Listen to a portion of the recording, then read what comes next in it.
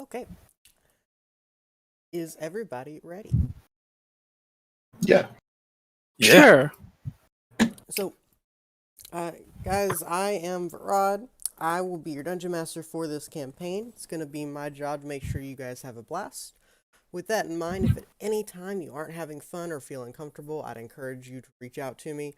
We can take a break from the game if need be. You can use the Cleric channel in Discord, or you can message me directly.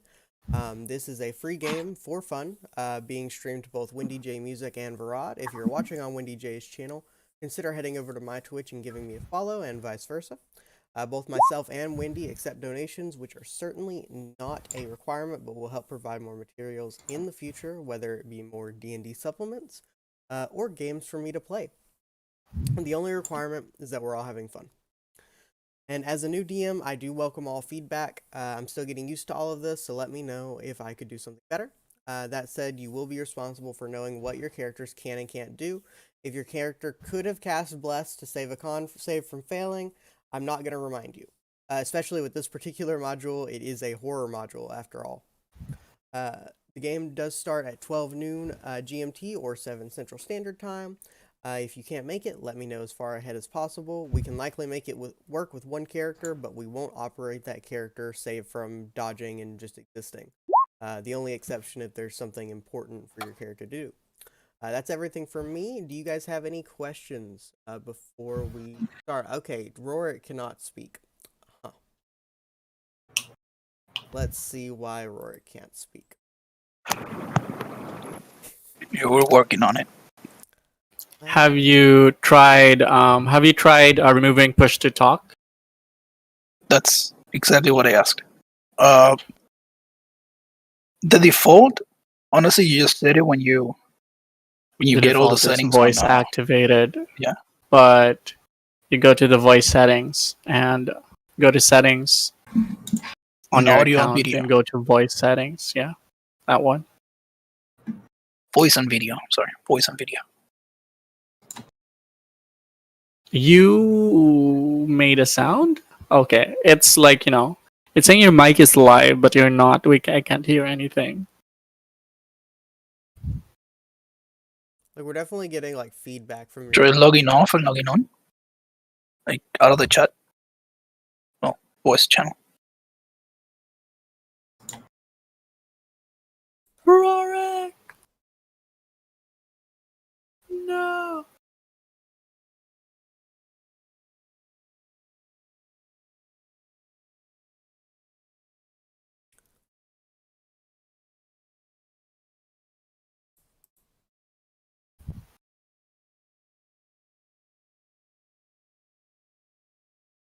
Can you all hear him? No. No. No. I'm gonna leave and come back and see if I can hear.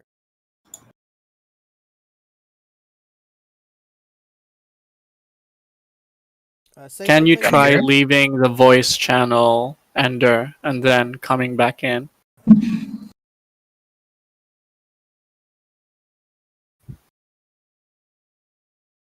I can definitely, your mic feed definitely is there. Like, I can see the sort of like it going live. There's no sound coming off of it.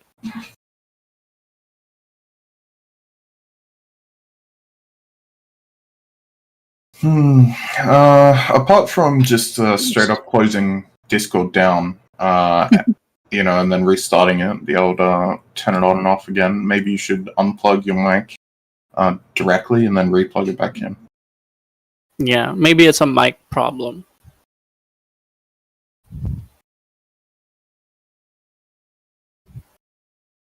You could be like, using your Discord settings could be using the wrong map. Right. Wrong mic, I mean. Yeah, that can be one.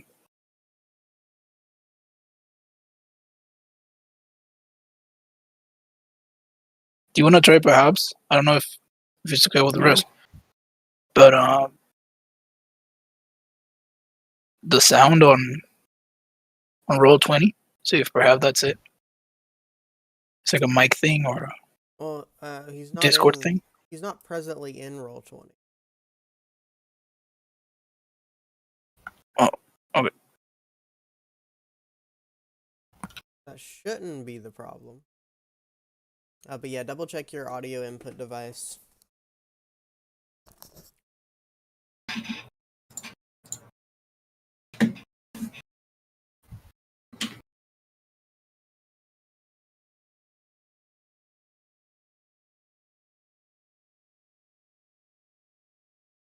Definitely lighting up as if you can talk. So I'm assuming there's something, either a setting's weird or it's the input device.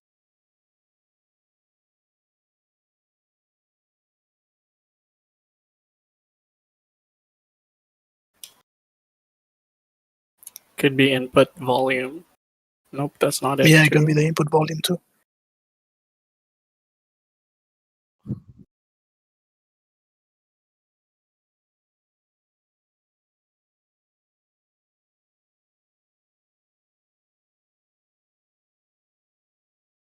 You could always like troubleshoot with a mic test.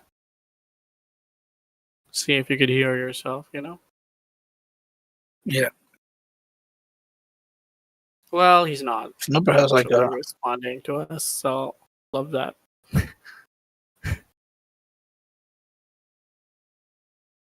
Oh, he's probably got the settings up, so it's hard to chat.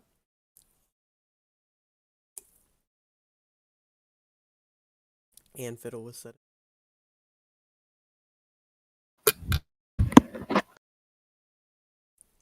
I'll go ahead and switch this back to the pre-show while we figure it out.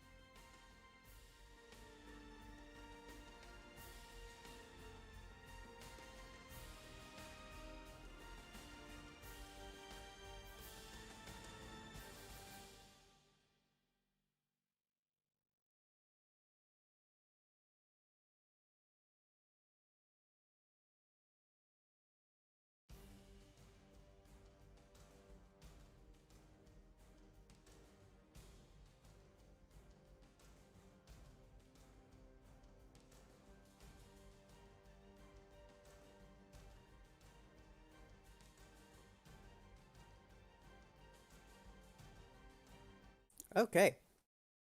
So we're back. We're back live. Did you guys have any questions or concerns for me before we get started? No. Oh. I'm gonna ask the same one I asked Windy. How PG? Because I know cosmic horror tends to be very strong and bizarre. It's like how PG are we able to go? So Like HBO. I would say like PG-13. Like let's stay like kind of left of. So there's gonna be a lot of like Batman the animated series, Yeah. something like that. Yes, there's gonna be a lot of like subtext. So I guess that is a fairly good analogy. There's gonna be like a lot of subtext of like bad things happening, but like we don't necessarily want to go all in on those subtexts, if that makes sense. All right. I would say PG-13, like just kind of avoid some of the more rough subjects, but everything else is fine. But yeah, and All like right. Wendy says, as much as you guys are willing, if somebody feels uncomfortable with something, just let us know and we can tone it down. We can adjust Alrighty, as alrighty. needed. Yeah, mostly since I know you guys are streaming, I don't want to, say something that might get you in trouble. Or Yeah, no, I know that Windy had his kids that were watching the stream. Mm, As well, I don't want to go, yeah, that into would be a breaking that. concern. But But okay. yeah, alrighty. Well, so in that case, let's go ahead and introduce our characters. Let's leave Camille for last. And let's everybody else, all of you for whatever reason are camping in a forest. Let's go ahead and start with Lancelius. Would you like to introduce your character and tell us why you're in this forest? Dr. Lancelius is, so he's going to be a human. He would have like, sort of like, I know he kind of like, looks like that, but I kind of imagine his clothing to be more dark. He is sort of like this, like think a sort of, what's like the vibe I'm going for here? Very 90s popular magic illusionist that you see on AXN. He's like, he's very David Blaine sort of like vibe. I don't know if anybody knows what that is. But yeah. So he's gonna like, he's gonna have like, dark clothing. But like, he's a bard, so like, he does sort of like rely on sort of like, his the sort of the facade of somebody mysterious. And that's what he goes for when he goes into a town. He's always like, trying to either perform, as he is also like a classical musician. I mean, like, he's like, a traditional musician, but he's also somebody who could like, read your fortune for some coin, or maybe even discover a secret hidden somewhere between, like, hidden beyond locked doors. He might be able to be of help. So he's kind of like an all-around guy, which is what a bard ought to be. He's got like, sort of like dark skin and like, dark hair. He's just like,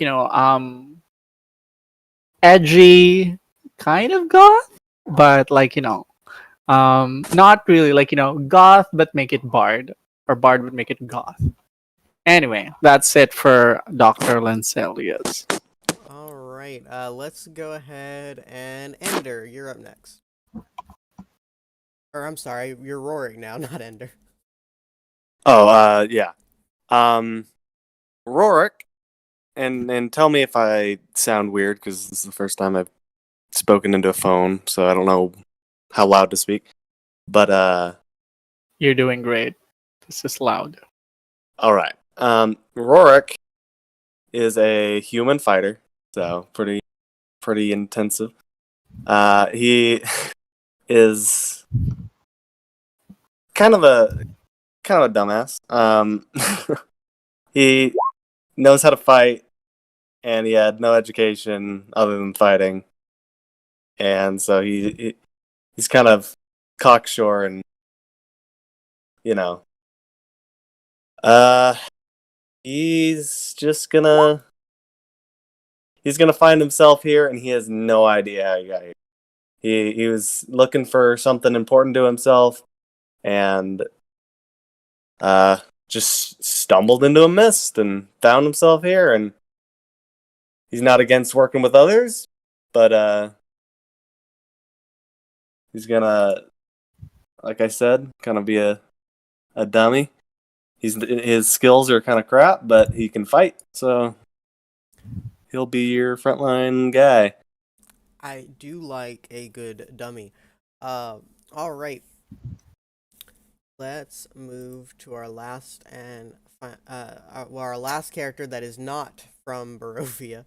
How do I pronounce your name? Assessius. Assessius. Go ahead and introduce yourself, Assessius.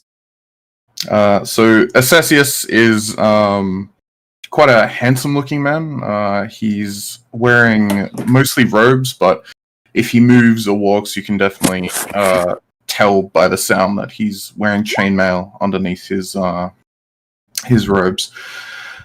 He's got some very pale-looking skin, but some fiery red hair, with his beautiful, smooth golden orb eyes that definitely tell you that there's something otherworldly to him. Around his shoulders, strung from his shoulders, is a tortoiseshell lyre that is strung by a gold ribbon, so that he's always got easy access to it.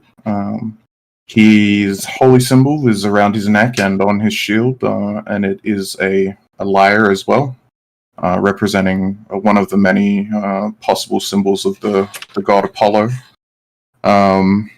He's generally always smiling. He's always trying to bring a warmth to wherever he is, and always trying to make people feel comfortable around him, making sure that everybody's having a good time and that nobody is hurting for one reason or another. And he's very honest about things if you get him talking. So, yeah, apart from that, he'd probably be in the forest because he would be walking along the road or something like that, just off the side of the forest, and probably towards dusk, and saw there was a fire going, and came over and introduced himself and sat down.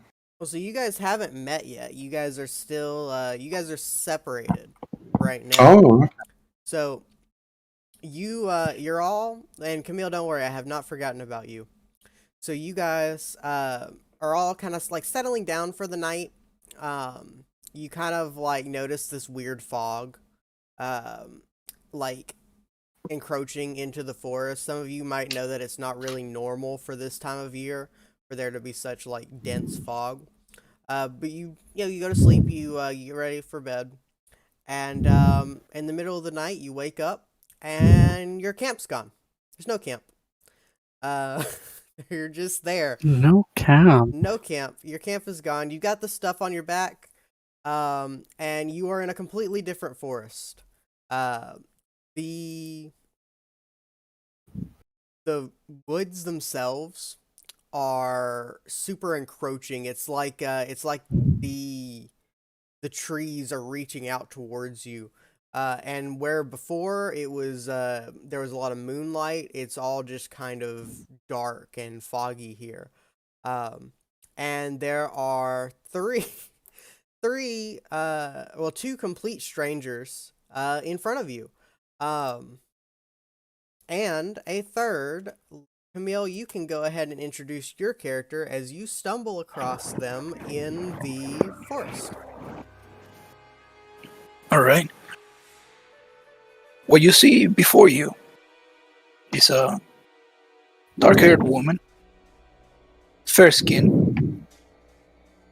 Right now, wearing a a hood that covers mostly her forehead and her shoulders and drips to about the knee. She's clearly wearing pants, and you can see the overlaps of the boots.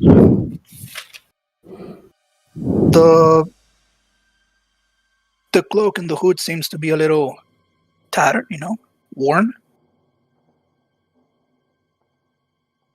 But as she notices you, she kind of whistles a little. And flapping comes by as a little raven just perches right on a tree branch near her. And she says, "Who are you?" I'd like to ask the same of you. Indeed, it seems like we are all strangers here. Right then, I'm Rurik. What business do you have with me at my campsite? So I was camping in the woods when this happened? Yeah, so you were camping, and then you woke up, and your camp was just gone. Like, you're just, like, on the ground. Yeah, Rurik still thinks he's in his camp. What do you guys want with me? Certainly. If you would like to know, I am, of course, the illustrious Dr. Lancelius at your service. And as he does that, there's sort of like, this sort of flourish and an illusion of just like faint sparks in the air as he does so. But it is a pleasure to know you all in these strange circumstances. You sound like a right dandy. Ah, brilliant. Another doctor, a medicine man. Very good to meet you. I am Ceci's soul. I'm not quite that kind of doctor, sir, but I may be useful in a little bit of healing, but not quite a medicine man. Very well. And miss, who are you and where am I? My campsite is gone. I don't believe I remember eating some tainted mushrooms. Yeah, quick question. I can ascertain that they're not from here, right?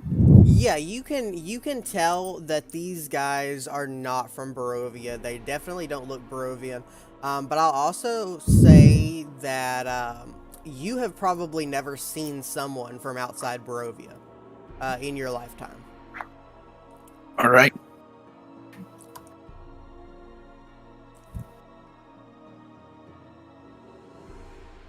But I'm Camille. You're not from here. You don't What? seem to be. What do you mean? Where's here? No, indeed, we do not even Yeah. know where here is. Lady, could you please enlighten us? Well,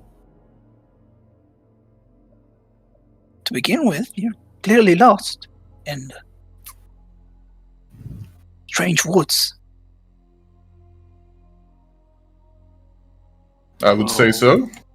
I am never lost, but it seems that everywhere else has been misplaced.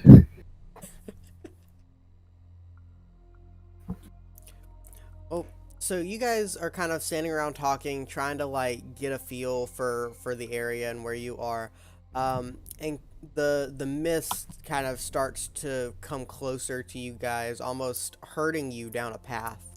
And down that path, you see a house kind of in the distance. I'd say it's like 100 feet away. Is this your abode, Miss Camille? no. Camille, you just came It down is. that path, and you are 100% sure there was not a house a minute ago. Okay. No, no, it isn't. In fact, it wasn't there before. Oh, curious. Well, it's a bit chilly Well, out. kind of like, Maybe we should go and define. ask. I was gonna ask, like, what do we know? What details can we see about the house? Is it a one-story thing? Is it made of like stone or thatch? Is it a hut? Let me pull up the description for the outside of the house really quick. Okay, so the house itself, it appears to be 3 stories with what looks like an attic from the outside. It's this big kind of like stone and mortar house. It's like an affluent family would have lived there. It's very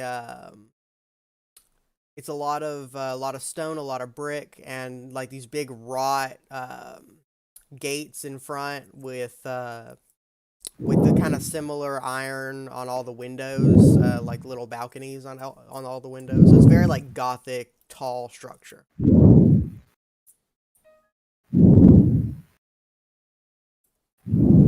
I'll start Alright. walking up the way toward the house. Okay. Is everyone else going as well? Yep. Yes. So kind of Against my better judgment. Yeah. well, as you approach the house, you guys do see 2 children standing outside. One of the children is a little boy, and he's not looking at you guys. He's just sobbing, and he's got his head stuck under his sister's arm, the larger of the 2. And she is this precocious little girl, and she is like standing with her hands on her hips. But she's clearly upset as well, but she's kind of more standoffish, but she's clearly looking for help. You guys, could you come here, please? Hail, younglings! Right.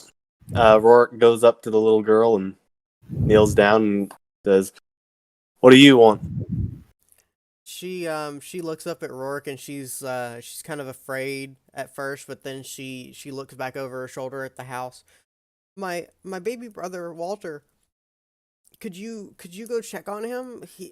There are monsters in the basement, and I'm not sure where my parents are, but we were able to get out. My baby brother, he's in the nursery. I'm not sure if he's okay. I'll get him. Well, I don't know What's about the name you of the guys, baby but brother Walter. again? Walter. I don't know about you guys, but I'm not gonna stand around. What are your names, young one? Well, my name is Rose, and this is my brother Thorn. And she kind of like Curious. pats Thorn on the back like she wants him to do something, but then he just kind of like ignores her, and just kind of keeps crying. Like he is not ready to speak to anybody. And where are your parents? I'm really not sure. Maybe they're down in the basement with the monsters. Monster. What do these monsters look like? We haven't seen them. We just heard the noises from downstairs. That's what made us leave the house. Very well. What floor is the nursery on? Double check real quick. 3rd, but before I say that, let me double check. Yeah, the nursery is on the 3rd floor. Well, thank you, young Rose. We will be back with your baby brother Walter. Stay here and take care of Thorn for us. Of course I will. That's what I'm supposed to do. And she kind of like gets a little more brave and like looks you in the eyes. But okay. So I nod my head quite firmly at her and say, "Yes, like a good older sister." So as you guys approach the house, we'll go ahead and switch over to the map for the house. I Um, Does immediately anybody wish to see? Does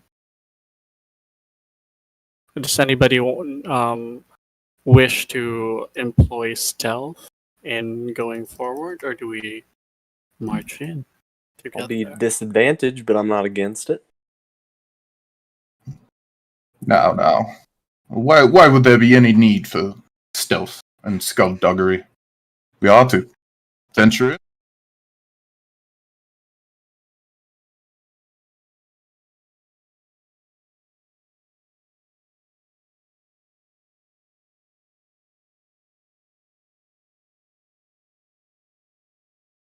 Lancelot Tells and me there's something magical afoot here, but we will see. And I go beside where Rorik is. so You guys, come in, Camille. yes, you people are extremely strange. How so? So helpful and giving. Of course. Why would we not be? I don't see why to abandon two small kids. Well, to begin with, Favor there's a always monster inside. Oh, pish posh, my dear. Monster or no monster, there is a young boy and his parents in trouble. So Is there a door here that we can see? yeah, so you guys are in the entryway. There is a wrought iron gate with hinges on one side, and the gate that you guys have walked through is unlocked, and its rusty hinges kind of like shriek when you open it and step into this little entryway. There are oil lamps hanging from the ceiling by chains, and there's a set of oaken doors in front of you. I light my own lamp, so that I may see moving forward. And I did buy a hooded lantern. So do you guys go through the door? Yeah, let's check to see. We open it, I guess. So you guys, it's kind of the it's like the entryway area. It's like a foyer. Hanging over here, there is a shield hanging on the wall emblazoned with the coat of arms. It's a stylized golden windmill on a red field. And there are portraits of stony-faced aristocrats on either side of the shield. And there are mahogany frame double doors that lead further into the house. Golden windmills on a what? On a red field. Okay. Thank you.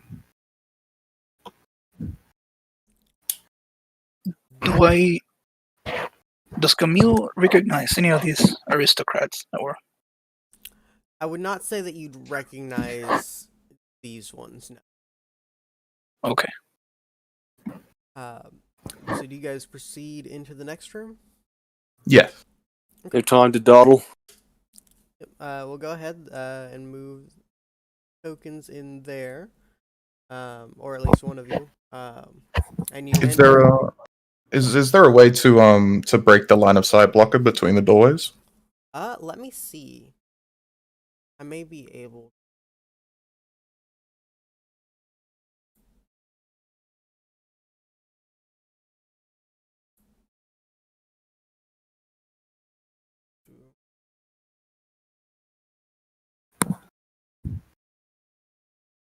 I'm trying to see if it'll let me remove the dynamic lighting. Yeah, there we go. Ooh, there we go. Yeah, so I can do that as you guys go to open doors. Okay, cool.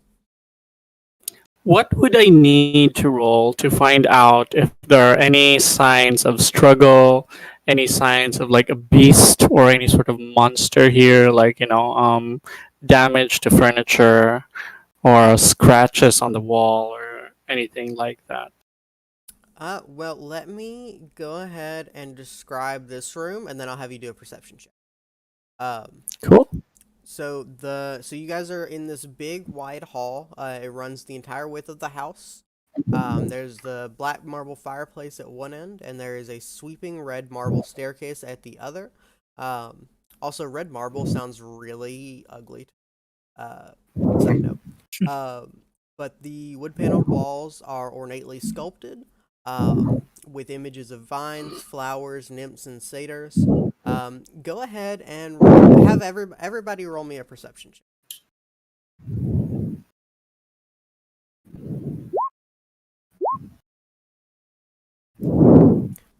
Mm, So you don't really see a. Did they make a roll? Yes, they did. Oh, make it a roll. didn't. You did not make a roll. you Frick, also it might didn't want come out. Okay, there. Um, why is it rolling with advantage? to, because that's Oh, the Yeah, default. I turned that off. Okay, Yep. I see. Okay. I usually use that because then I don't have to forget, or I don't have to remember whether I have advantage or not. So the convention is only to take the left hand roll unless there is advantage or disadvantage. So, Should be an 11. What would you like to do, Varod? also, that's fine with me. Doesn't bother me. So you guys don't really notice any signs of struggle. It's kind of it's like there's a thin layer of dust on everything. So it's like it hasn't been cleaned in a minute. There is on the walls where it's kind of the designs of the satyrs and nymphs, you do kind of see serpents and skulls kind of like hidden. It's like a trick of the light. Like you kind of look at it one way and you see the serpents and skulls. Like you kind of like tilt your head. Oh, and there is a long sword above the fireplace. So, would you say that this layer of dust it's on the floor as well, or is it just on all of the furniture and things like that? I would say it's more like disturbed on the floor, but there is some dust on the floor.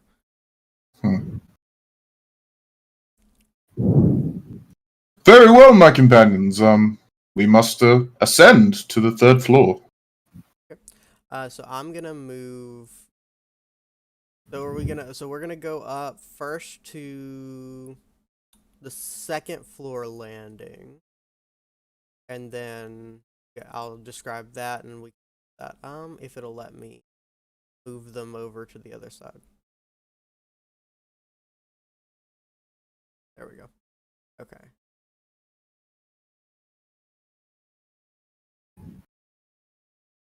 Oh. There we go. Okay.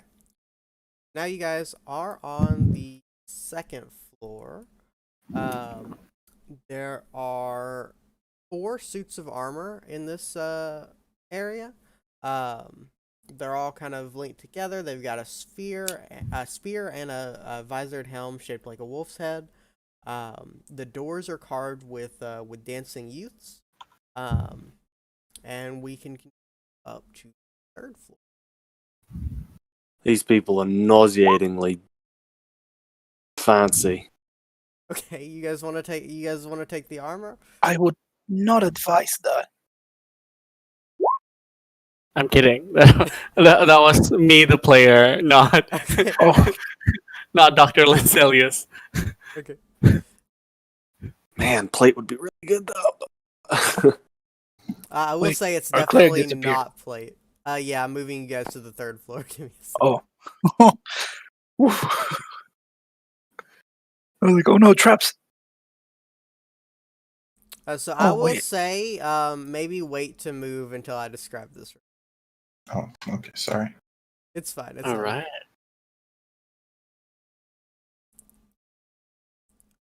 Okay, there we go. Okay, so you guys come out onto this landing, and you guys see a balcony. it kind of like over the side of the staircase. There's a kind of a dusty balcony with a suit of black plate armor standing against one wall, draped in cobwebs. There are oil lamps mounted onto the oaken paneled walls, which are carved with scenes of woodland animals. So what are you guys doing in here? I'll say you haven't moved. Could I Rorik's- just casually see if there are sort of like any sort of alarm system in this fancy house? Perhaps like a one or two traps or hidden doors, which like a lot of these sort of like old mansions may have. Yeah, roll me a perception check. Can I assist him? Yeah, go ahead and roll it with advantage. Sort of like hidden doors, traps, all those alarm systems. F No, you don't see Yeah. anything like that. 9. Cool. But if somebody else wants to Okay. roll, you definitely can.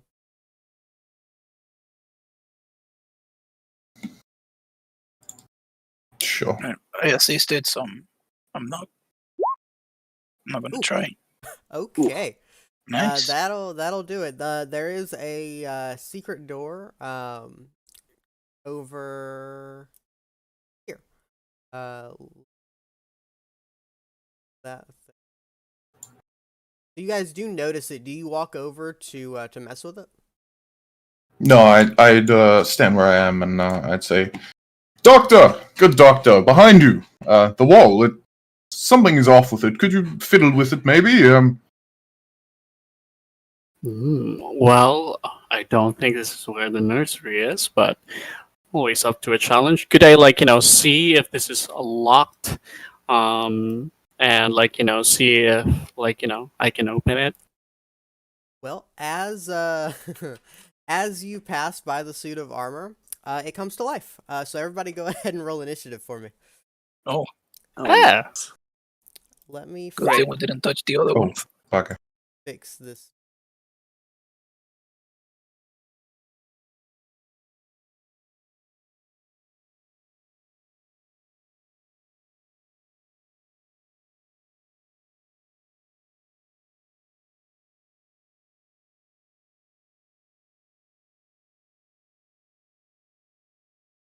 Nice. The campaign.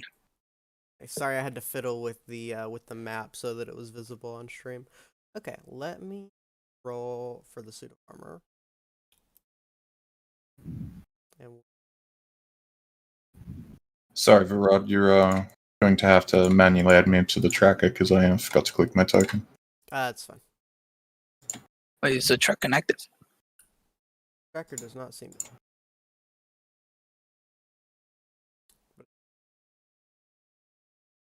I'm just trying to get it to let me click on its token.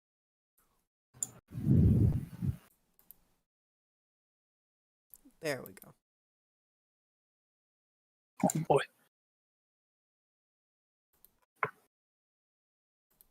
Close quarter fighting. I hate it. This thing probably has some AC, so great weapon master. Yeah.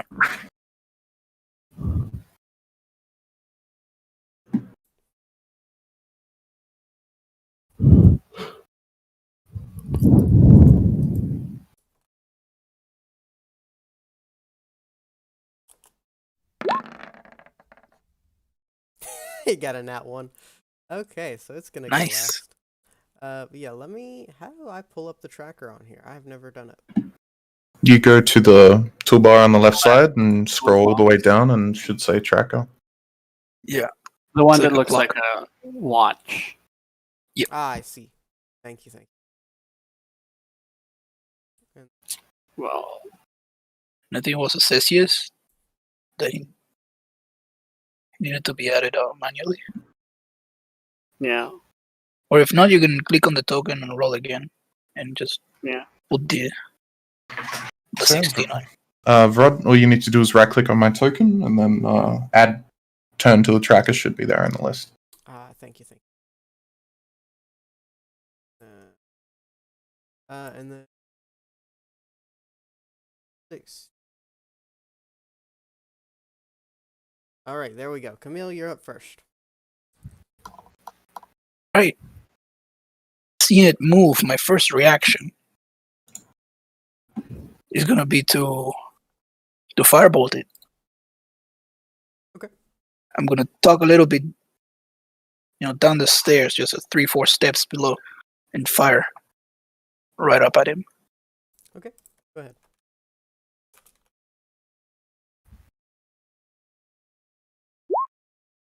For a 17 to hit. 17 is not gonna. Oof. F. That is. Is there anything else you want to do, Camille? Right now, I think I'm just gonna go one step below it. I'm just gonna be 5 feet lower, just to give some space and to keep myself away from danger. Alrighty, in that case, Rorik, you're up. All right. Not a lot I can do, so I'm just gonna smack it with my greatsword. That's a 9. Rolled a 4. That is gonna miss, unfortunately. No, it's not.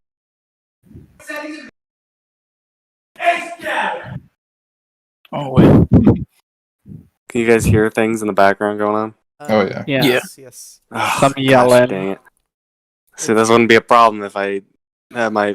I'm gonna actually try... You guys continue on with your turns. I'm gonna try and Oh, it's your turn right now. go to my other computer and see if that works. It's still your turn. Oh, I'm done. That's all I could do. Assessius, that's you. Alright. I think I will. It is a dexterity saving throw. So I'm going to Sacred Flame the armor. So it makes dexterity. Dexterity. Throw. Mhm. It does not have great dex, believe it or not. Never would have guessed for a suit of heavy armor. That's an 8. Okay. That'll be a He's failure. Yeah, he's gonna take.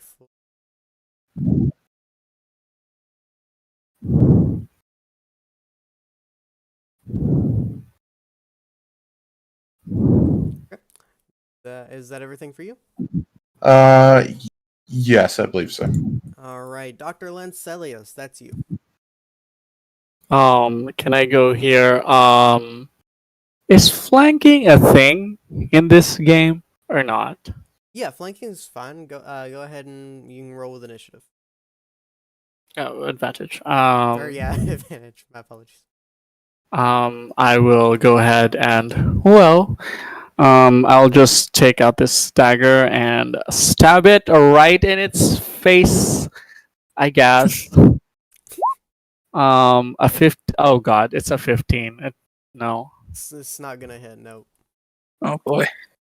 Okay. Well then, fuck. I'll just stay here. Okay. Don't really Whoa, I got didn't know you nothing could do right pictures in there. Yeah, Nifty.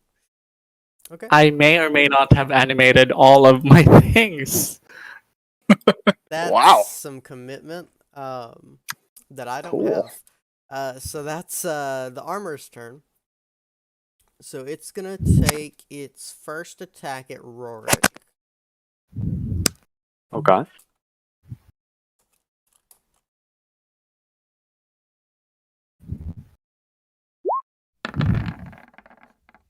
It's gonna be a 9. Does not hit.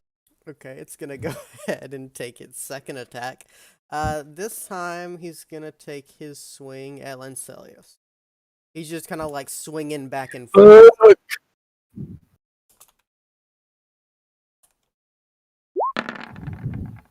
That's a 10. Okay. Thank God. Does it move? It's gonna stay right there. It's gonna go ahead and hang out. It doesn't want to take the opportunity Gosh, dang it. attacks. Okay, that is back around to Camille. Time to repeat this round, except hopefully we hit. Yeah, hope for the best. All right. You know what? Seeing how hard it is to hit, I'm just gonna undo the button that holds my my coat, just so it flaps open and reveals like a locket that is hanging on my chest with a ruby in the middle. Mhm. And I'm gonna grasp it. And as I point at it, there's 3 little dots, black dots that are gonna appear on my hand, and I'm gonna cast magic missile. Ooh. And that's nice. 5 for the first one, 2 for the second one, and 3 for the third one. Okay, does he make any kind of save?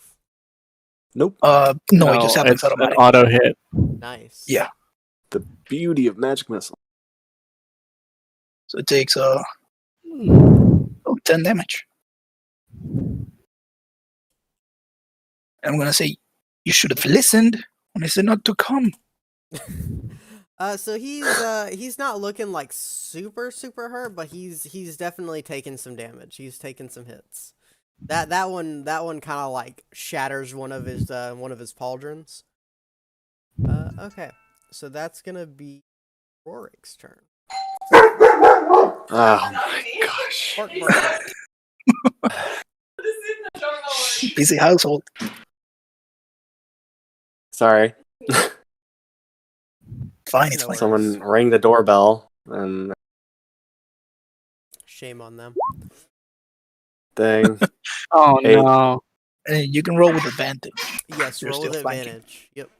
Oh, really? Like- Wait, what's giving me advantage? You guys are flanking. Oh, we're Flanking with flanking. Dr. Lancelius.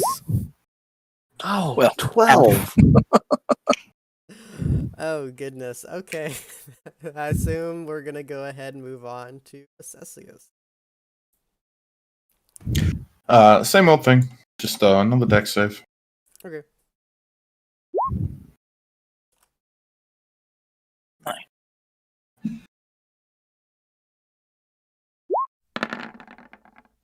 That's another fail. Good. 8 lord. damage. You guys are just wrecking this poor suit of armor. Oh. That'll be my turn. Alrighty. Well, that is Dr. Lancelius. This dude is looking pretty messed up now. I'm gonna Nice. say, what does it take for you to die, you stupid thing? And still go on ahead with the dagger. Oh god, no. It still doesn't. Definitely does not hit. That's it. Glances on the steel. Well, that he's gonna go ahead and take another swing. Well, you know, actually, he's gonna go ahead and try and move and take the. Well, no, he's so low. Well, he'll swing it. He'll swing it. He'll swing it right. He's just at this point. He's just trying to like take somebody down with him. He doesn't care. He's actually gonna take both swings at Roar. We're gonna Alright. go ahead and do the first one. That's gonna be a 19 to hit. That hits. Right. That's.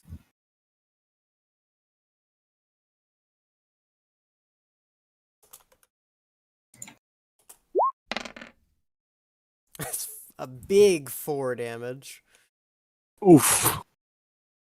And then Second hit. second hit.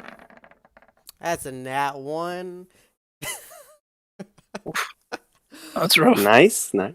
This poor suit of armor. He's just been sitting up here waiting. He like was expecting somebody to come home before now, and he's just like swinging. Okay.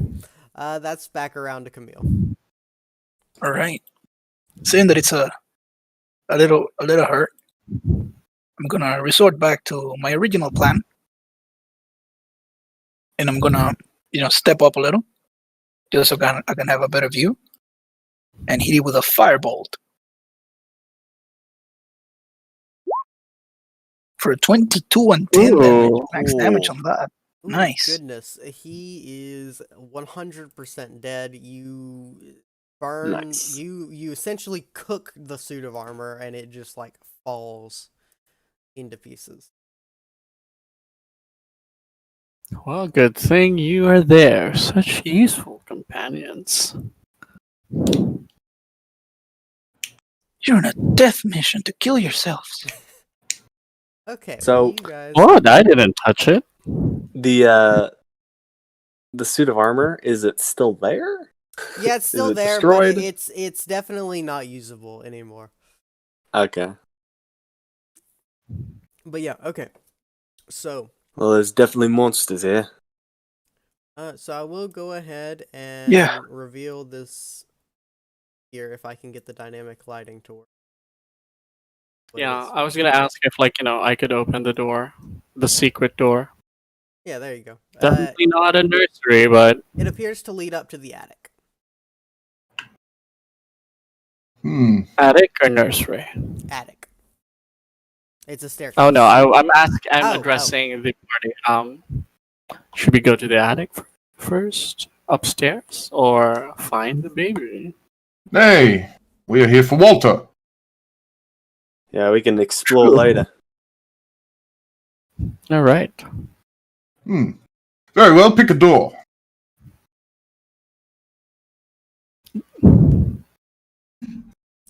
Well, there are 4 doors and 4 of you if you would like to kind of do a peek into them. I think we go one by one. Don't trust going to all 4 doors at once. Yeah, Rourke's thinking this door. Going one by one, it's gonna be the best. So you open this one up. It is most certainly not a nursery. It is the master bedroom. Let me give you a description. It is the master suite. It opens up into this room with a bunch of dusty panes of stained glass in the door that leads in. There's a bunch of cobwebs and dust, and there's some burgundy drapes covering the windows. There's a rotting tiger skin rug on the ground. And there is a wood-framed mirror and jewelry box. With a padded chair.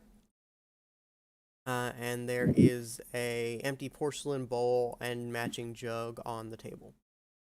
Oh, and there's a parlor. 2 things. I was gonna do I was gonna ask 2 things. So the first one is, do I have any sort of indication based on the age at which these things have decayed, how long this has been left? And the second is, I actually would want to see if there's anything valuable here, like jewelry, or if there are any sort of scrolls that do indicate some secrets which I might be able to sell. Okay. Well, so there is a jewelry box. If you'd like to open that, as well as there's a dumbwaiter in the corner over here. But yeah, the jewelry box contains the jewelry box itself is made of silver with gold filigree. It's worth 75 gold. It contains 3 gold rings, each worth 25 gold pieces. And a thin platinum necklace with a topaz pendant worth 750 gold pieces. Platinum necklace worth 750 GP, you say? Yep. Oh, I see. Uh, Do the others notice? Everybody notices this, right? Yeah, I would say you guys are all kind of looking together through everything. You're not really you don't really have a chance to stealth it. I would if you had said Oh, God, beforehand, damn it. I would have let you try to stealth, sleight of hand it.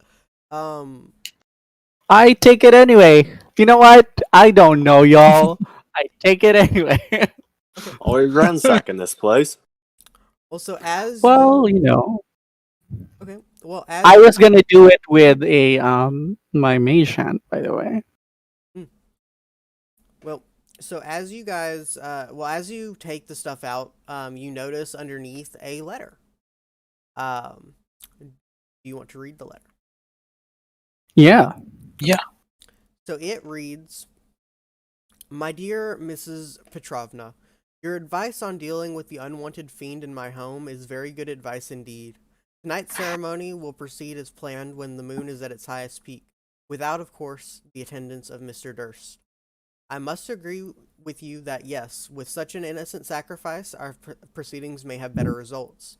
Although innocent is not quite the term I would use. My thanks, Mrs. Elizabeth Durst. I'll say before Is anything there a else. handout for this? What? Is there a handout attachment for this in case we want to like review the contents No, this is of the letter? homebrew, unfortunately. So let me. Please. So I will post the text for you guys if you want to like copy it into your journals. Hell yeah. But yeah, Camille, go ahead and roll me a history check. Alrighty. History. 15. Okay, with a 15, I'll say you don't quite know the full story, but you know, kind of like it's kind of like an urban legend, like the horror of the Durst house. It's like one of those things that they say, be careful or the Durst will get you, or don't be like a Durst. It's that kind of thing, like a culturally like taboo thing. You don't- Yeah, Boogeyman. like the boogeyman. what? Like A the boogeyman. Yes, like Yeah. the boogeyman. It's very like a weird cultural thing, even in Barovia, which is like full of weird crap like this. Well, I don't see a child, so let's get going. Yeah, I mean, Well, may there I was have the the letter, dumb please? waiter. What? He wanted to see the dumb waiter. Oh no, he wanted to have the letter. I wanted to check the dumb waiter if it had anything on it. The dumb waiter. Does not. There is a button on the wall, that that seems to ring a bell when you press it from downstairs. Mm-hmm. You would assume that it's for sending food and stuff up to the master bedroom, so it probably leads Oh, up to the interesting. kitchen. And there's no other entrances or exits here, as we can see. No, this is like the top of the house. It's like And the last thing was could I do I have an indication of how old this place has been left behind based on just like the aging on the furniture and the sort of like the aging on the dirt and shit? it's been a long time. Like it's been A while. yeah, it's been a while. It's everything's dusty and gross, and like the rug on the floor, like they should have thrown it out a long time ago, kind of thing. Cool. That Rourke's said, gonna listen in on this door and kind of thinking that this is the master's, then this might be the. He's just gonna listen and see if he can hear a crying baby or. so you don't really hear anything. Do you want to go ahead and open it?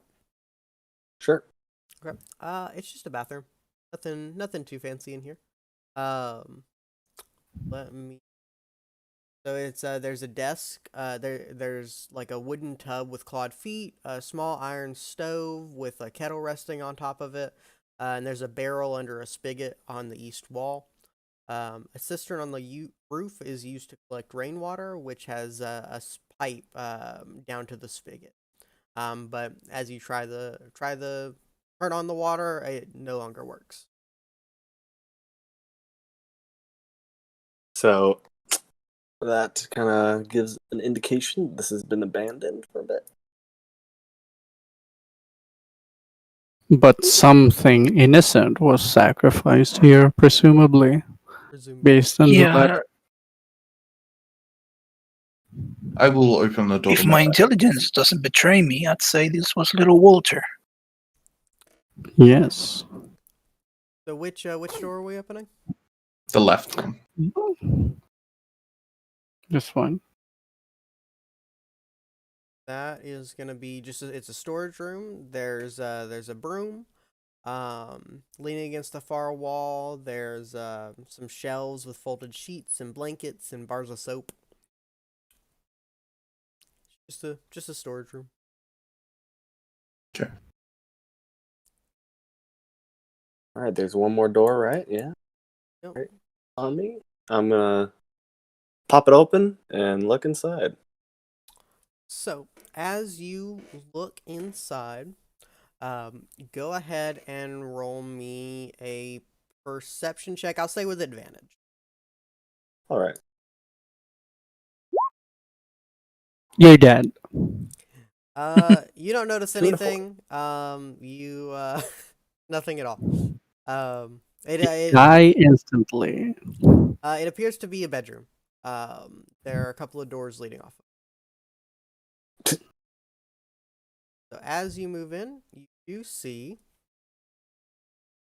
it looks like a maid, maid or nursemaid, something to that effect. She's just kind of like wiggling around. She hasn't noticed you yet. She is in fact a ghost, completely spectral. She's just kind of like, if you watch her for long enough, it's kind of like she's in a loop. She'll move over, she'll like kind of fold some invisible linens, put them in the drawer, walk over, kind of dust the fireplace, fold the linens, dust the fireplace, that kind of thing. You're gonna notice. Master and the mistress? Yes, I say. Like, she is just like not even. Or Not everybody even well, she says. Would well, you?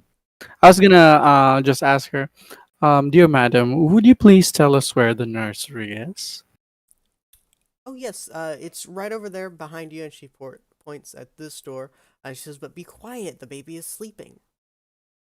Thank you.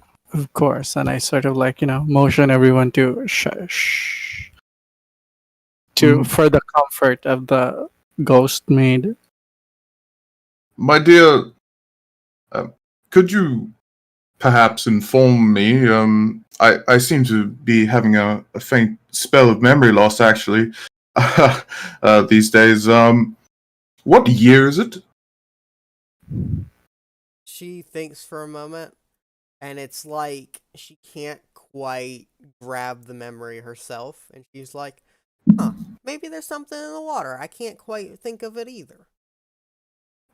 I see. Well, never mind it anyway.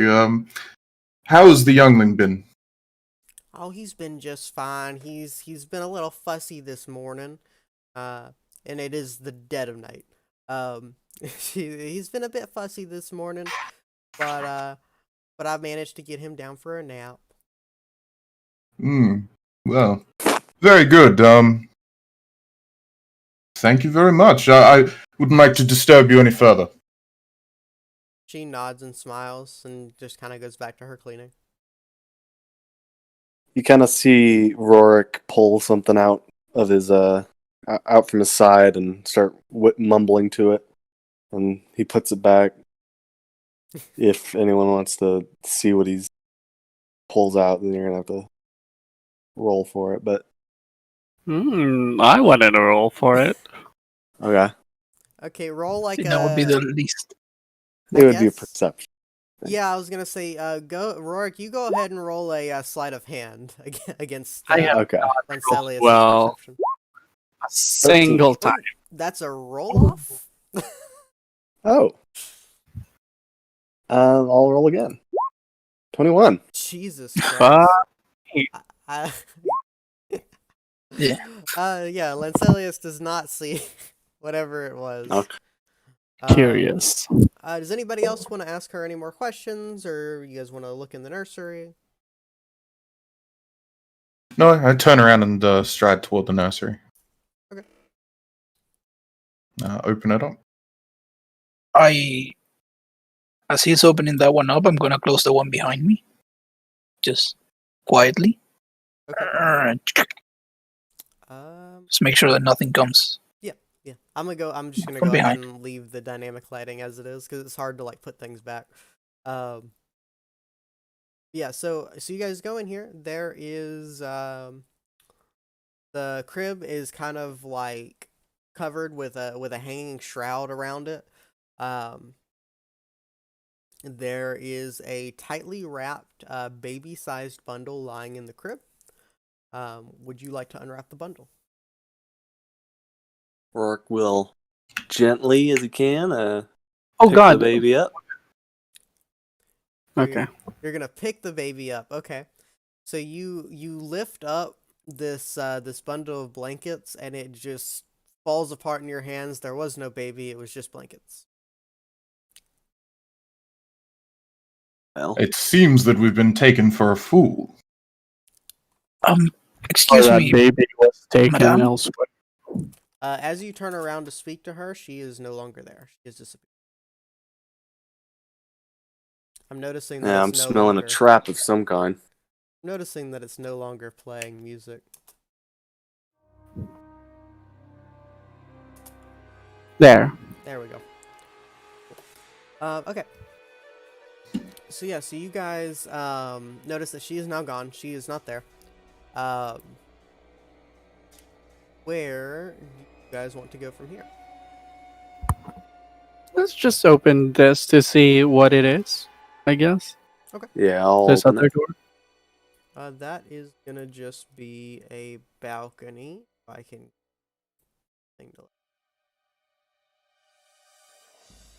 Yeah, Rourke's definitely gonna look out the balcony, see what surroundings he's found himself in. Oh, let me move that sideways one for whatever reason. But yeah, it's just a balcony. It looks off to the front of the house. Or like to the side of the house and the front. And it's just woods and mists. Yep, woods and mists.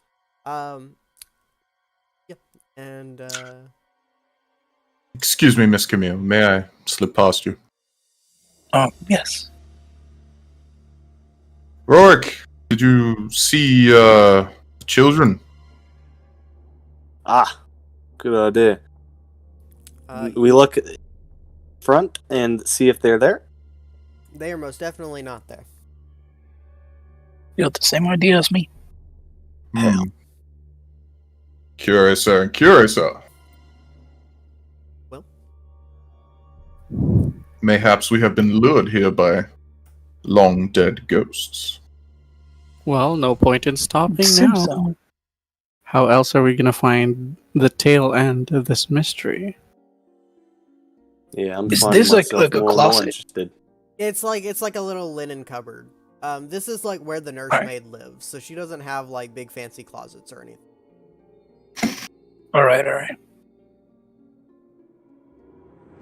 Can I open the door to the attic? Yeah, if you guys want to go up the stairs to the attic, we can do that. Rourke's gonna tap the doctor on the shoulder and say, Mhm. "Yeah, we can ransack this place now. I don't care anymore." I sort of like, produce the jewelry box and like shake it at him already ahead of you. Goodness. Nice.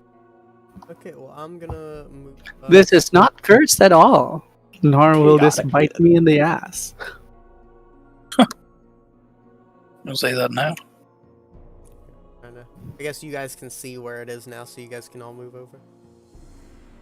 Is it there? Nope, that's not there. There. Okay.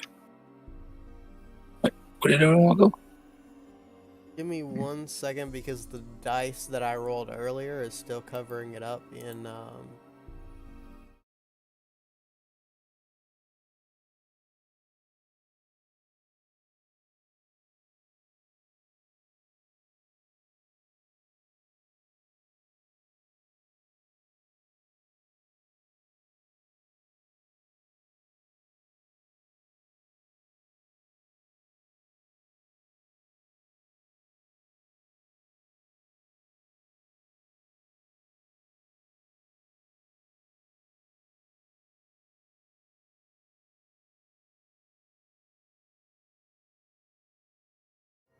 Okay, cool. Guys are in the attic now. There seems to be a jutting piece of obscuration on the stairs. Yeah. I see this. This is a pretty big attic. It won't let me Oops. touch it for some reason. I can touch all the other ones, but I can't touch the one on the stairs for some reason. Oh well. All right. Let's figure out what's going on in here and then get out. That's my idea. Do we Hmm. see anything here that sticks out? Any sort of like Let me up real I quick. monster? Dead Definitely baby. no monsters or anything. It's kind of like a bunch of dust and cobwebs. Rourke, are you inspecting that particular door? Yeah, opening it up. That door is held shut with a padlock. You could go ahead and try to pick the lock if you would like. I think somebody has thieves' tool. Allow I'm me. about to kick this door if nobody's gonna try and pick the lock. I could do it. Possibly. I have not Alright. rolled one single good roll, so You're due for what one. a Yep. like, any help from any of you? I will From some sort of attempt to magical give a being? help action if I can. Yeah, go ahead. Alright, Oh. I will give I'll hold the lock Doctor. for him.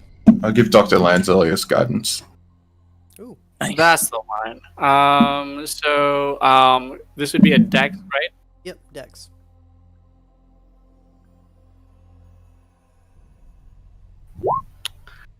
Whoa. Okay. Was that a 15? Thank goodness that you got all that extra crap because 15 Plus was 17. 17. Ooh, 17. That's good. You do it, you open it up, and you guys see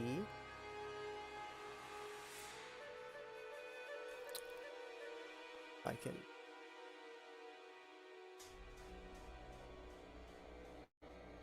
There it goes. Okay, so you guys I see a box. You guys I see a mimic. do see the ghostly forms of the two children that you saw previously. They are just kind of existing. Yes. I'm trying to get them onto the correct layer.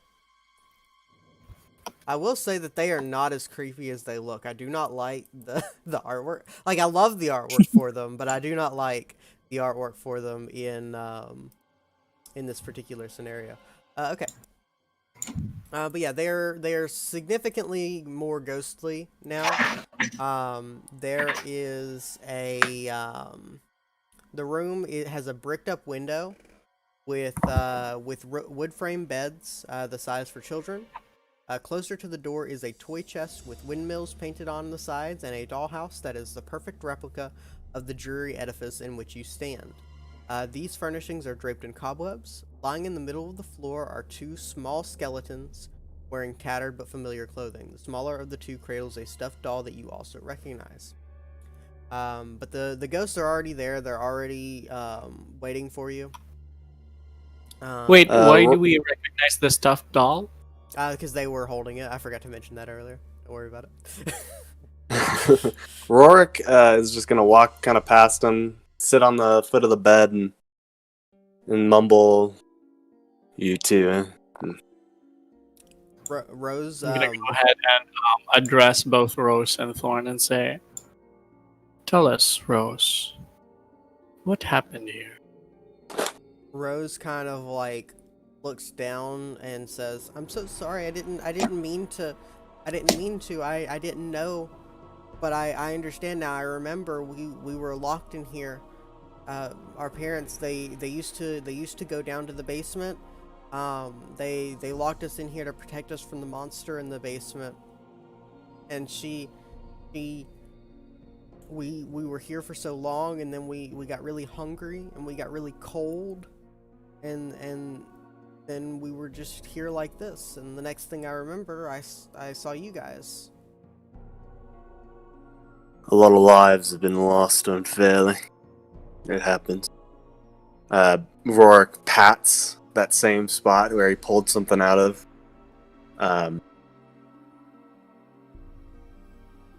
Can you tell me anything else about your parents? Well, she like kind of cocks her head a little bit and thinks, "Well, my mom, she really didn't like the nursemaid, And the last time I saw her, she had Walter in her arms and said she was going down to the basement.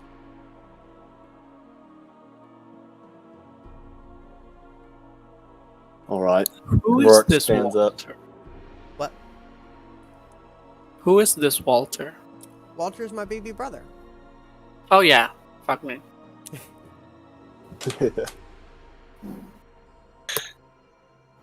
And, as such, our purpose revealed. We must journey to the basement and banish this creature that has been summoned, so that their ghosts may go to rest. So as she Yeah. Banish your grandstanding. Let's just help these kids. So as you hear her say that, Rose points at the dollhouse and says, "There's a secret door in the attic. It leads to the basement." And if you guys want to inspect the dollhouse, go ahead and roll me a perception check. With advantage. Could it be an investigation? Sure, go ahead and investigation's fun. All Do we right. all roll or just one person? That's 16. plenty. That'll do it. Yeah. So you guys, you now know the location of the door to the basement. Let me. Seeing it? It's right over here. I can't see the ping. Oh goodness. If you're on a secret layer when you're pinging, then Yes. That makes sense. There we go. It's this area right over here. I Okay. can't quite reveal it for some reason. I definitely let someone go first. Do you guys see that you have to go in through this room? which through room? This room. Which room? This one over here. In order to get Cool. to the secret. But as you guys try to leave, who all is leaving the room with Rose? Everybody. Everybody? Okay, so as you try to leave, they start to get really upset and panicky. We don't want to be left alone again. And I'm going to roll a quick d4 to see who they try to possess. Well, I'm going to roll 2d. So 1 is Lancelius, 2 is Rorik, 3 is Camille, and 4 is Assessia. That's unhelpful. Okay, so Rorik and Assessius, you guys need to give me. Let's see. I believe it's a con saving throw, but let me double check. Hopefully it is. Boy. Not for possession. Charisma. Yeah, go give me a charisma saving throw. Yep. Yeah. Oh, big roll. Natural one. Okay. Oh no. Ooh, okay, so Rorik, I'll say that Rose was trying to possess you, Rorik, and Assessius, you are possessed by the ghost of Thorn. I will say, Rorik, as well, if you want to let her possess you, you can. I'll make sure to... You see her try and possess Rourke, and all of a sudden there's a flash at his side, and she recoils. Okay, so you save. I'm going to go ahead and send something to Assessius really quick.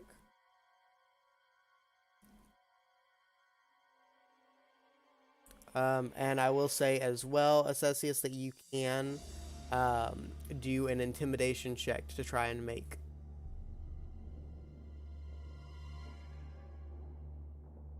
I've only been possessed by one of them, right? Yes, you've been possessed by Thorn. And I just DM'd you on Discord with something that will affect your character now.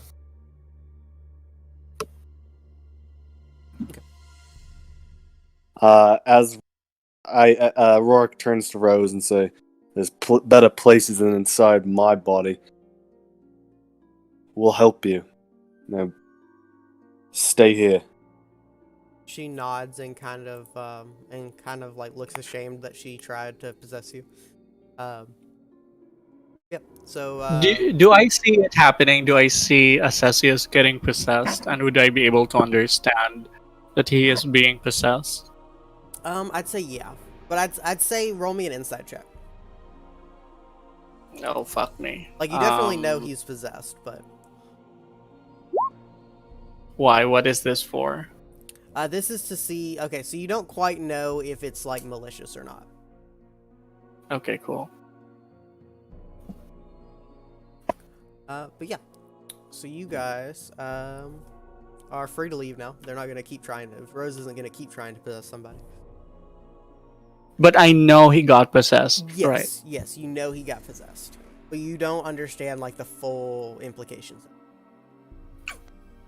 I kind of don't want that to happen. So, can I sort of just duck out a little bit, out of sight from Assessius, and I cast sort of like I bring out the card, the Taroka card for Illusionist. And I sort of like, toss that in the air, and there's sort of a little bit of like shimmer around my form as I change into the disguise of the maid with my disguise self.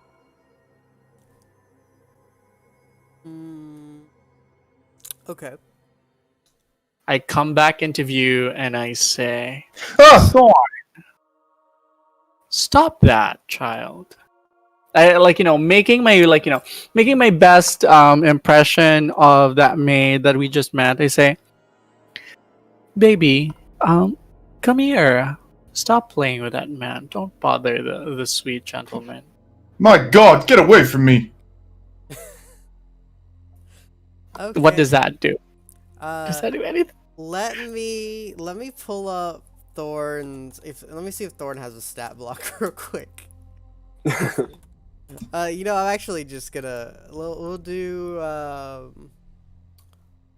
we'll say he doesn't have good intelligence. So we'll roll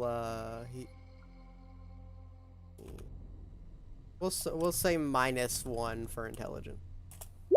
Just a kid. That's a 10. So he does not know. Well, it's a 9. So he does not know that you are disguised, and he says, "But, I don't want to be left alone." Your sister is right here. You're free to come with us, but please don't bother this sweet young man. Roll me. Rose is gonna like not try to interfere here, even if she did know. She's not gonna try and interfere. Go ahead and roll me a persuasion check. I'll say with advantage. Would it be deception?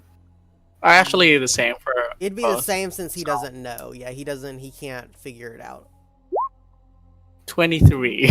23. Okay, yeah.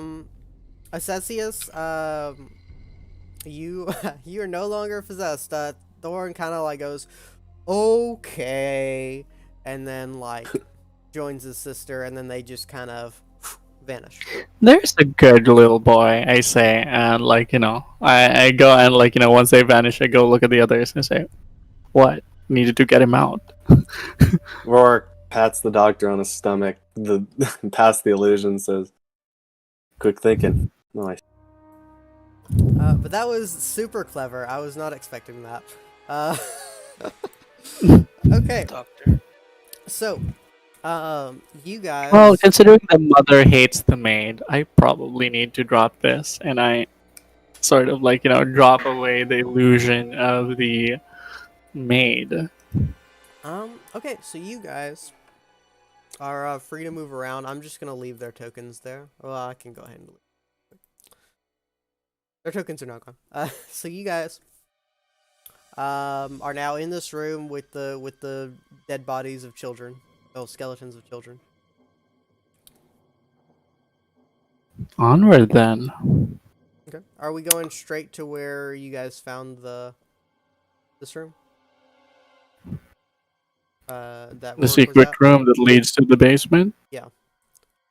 There, I moved that Yeah. out so you guys can see. So this room, let's see, is a storage room. There are you kind of like, as you walk in, it's you see like the nursemaid just kind of like flit through a wall and disappear again. It's like she was kind of like she's like stuck in a loop throughout the house. There is there are a bunch of old furniture draped in white sheets. There is a wooden trunk under one of the sheets that you can kind of see. And yeah, that's it. And then over here is the secret staircase. For Varod. where? Oh, I see it now. Rourke gonna try and look for anything obviously dangerous. Any like obvious threats? I'll say there's no obvious threats, just off the bat, but go ahead. Do you want to like go ahead and roll me an investigate check? Okay. That's a net one. One. Okay, yeah, you don't notice anything particularly strange. Like I already said, there is the wooden trunk amongst the furniture. If you want to like look at that. Well, Interesting. Well, there is the matter of the going downstairs. I say to the others, perhaps some stealth as we go downstairs, if these are indeed dangerous monsters that we're going to, what with a blood sacrifice and all. I'll try my best. Varod. Yes. It should work. This toy box in the room, how big is it? Let me pull it up. Well, let's scroll back.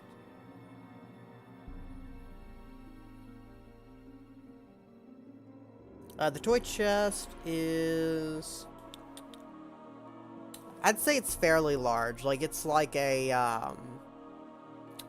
like one of those rich people toy chests with like from like way back when. It's like super ornate and it's got like the big like it looks like a treasure chest kind of thing. All right. Can I, with my telekinetic powers, try to jiggle it to see if it opens? Yeah, I mean, you're not in the room with me. I mean, I'm here. What? Oh, so are you wanting to open the okay, so Lancelius Is the chest this one? no, it's gonna be Is it this? it's this thing. Oh, F. Right there. Where? Right there. It's under the sheet. Oh, okay. Cool. Okay. Yeah. Cessius was talking about the toy chest in here. Yeah, into the Oh, okay. No, okay, wrong. Okay, got it. But yeah. I mixed the two up. I don't do the thing then. All right. I think I'm going to take one of the sheets off the bed, and then just like scoop the remains of the children into the sheet. That is so sweet to do right now. Are you going to like put them in your pack? Yeah, I think I'll just tie it up in a bundle and put it in my pack. Okay. So you just have children's bones in your inventory? Love that. Yes. Okay. for Cool. wish. Yeah, no, I'm with it. So you guys are now all in this room. Are we ready to go downstairs, or do you guys want to open the chest? Have we looked in this room to the north? No, you guys. I have don't not. think I've Not noticed the chest. What was like Rorik trying to see with that investigation check again? He Just would- any obvious dangers. Oh, Right.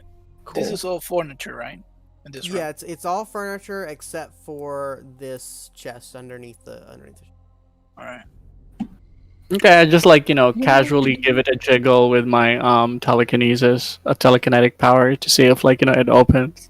But I'm not actually gonna like, bother because I'm focused on getting downstairs to whatever curious things there. Yeah, I mean it's unlocked. It's open. Does it open when I did the thing? Yeah, yeah. You can kind of like whenever you open it, you get the smell of like decay. Decay. I Is there anything peer inside? inside. Wrapped in similar sheets to the one around you is a body with just kind of like wrapped in a tattered bed sheet stained with dry blood. It appears to be the remains of the nursemaid. Interesting. Can I look at her remains and try and work out how she died? Yeah, give me a medicine check.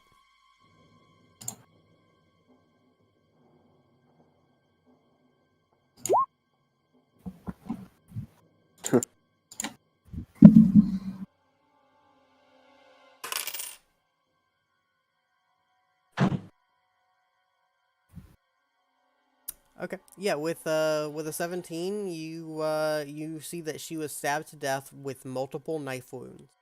So it was like a crime of passion, like it was like angry. To shreds, you say?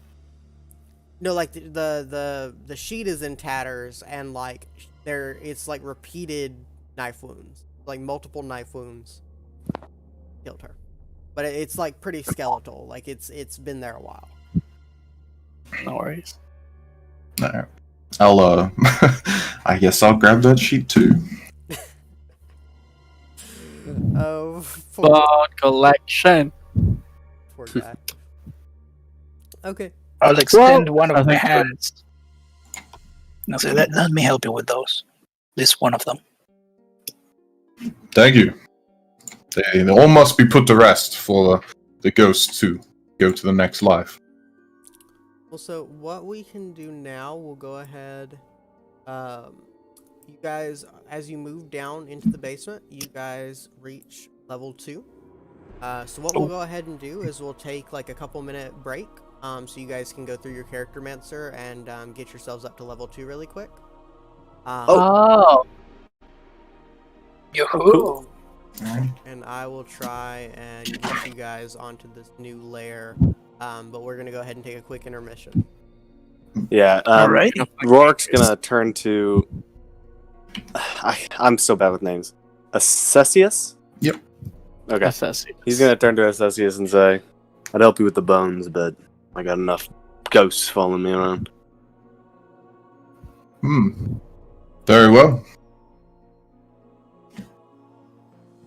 And I do want to note to everybody that we were going to go downstairs stealthily, or I was going to Oh go yeah. downstairs Yeah, me too. stealthily.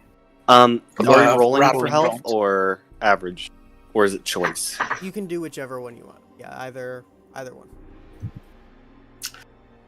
I'm gonna take out Why am I tempted to roll that? You know what? I I'm gonna won't. roll. Just for this one, Yes.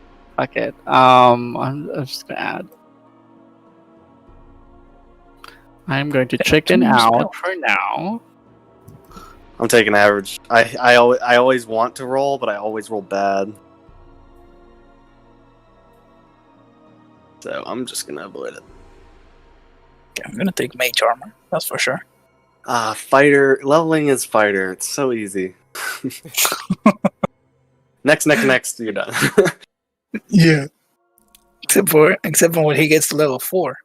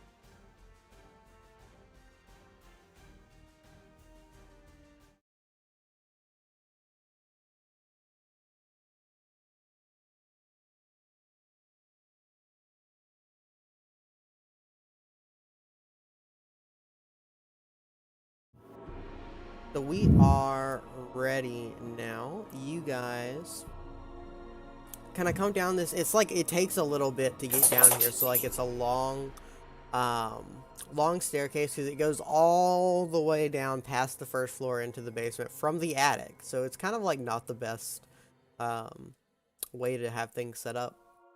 But you guys make it down here. And I was gonna like move forward a little bit ahead of the others and do it stealthily so I could scout.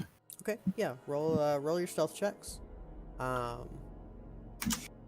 Disadvantage. Please, God, Jesus in heaven. Natural one. Jesus Christus Shepherd. Lord shit. Almighty. That should have been a disadvantage. There you go, 9. Clank, clank. Goodness gracious. Yeah, and here's mine. I even took Alrighty. proficiency in stealth just to. So Camille has I the had highest at proficiency. 14. Okay, yeah. So you guys are in this kind of long, narrow tunnel. There's kind of 2 directions to go here. There's this. Let's see.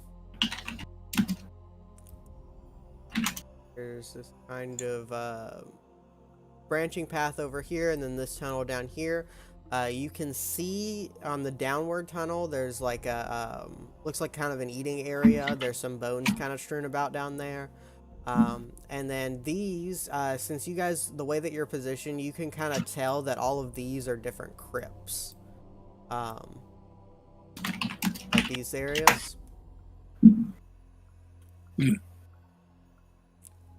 Cool. Here?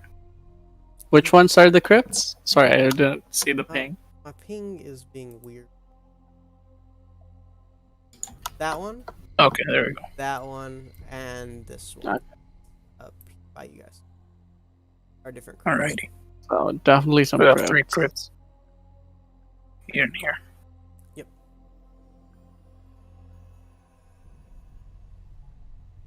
So, do we feel right or do we feel left?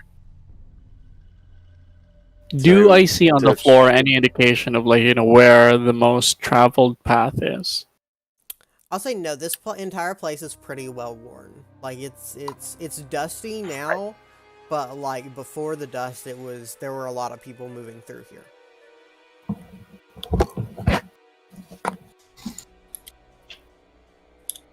Who's leading? I will lead wherever we want to go. Do we want to go up or down? Or do we want to go into this place? Down. Well, the point of leading is that you make the choice.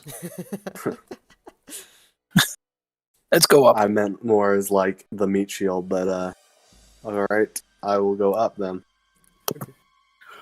So yeah, so you guys kind of see another wooden table with 4 chairs surrounding it, down this direction. As you go in, there are 4 cots. They're like made of hay. They're like kind of crappy down in this general area.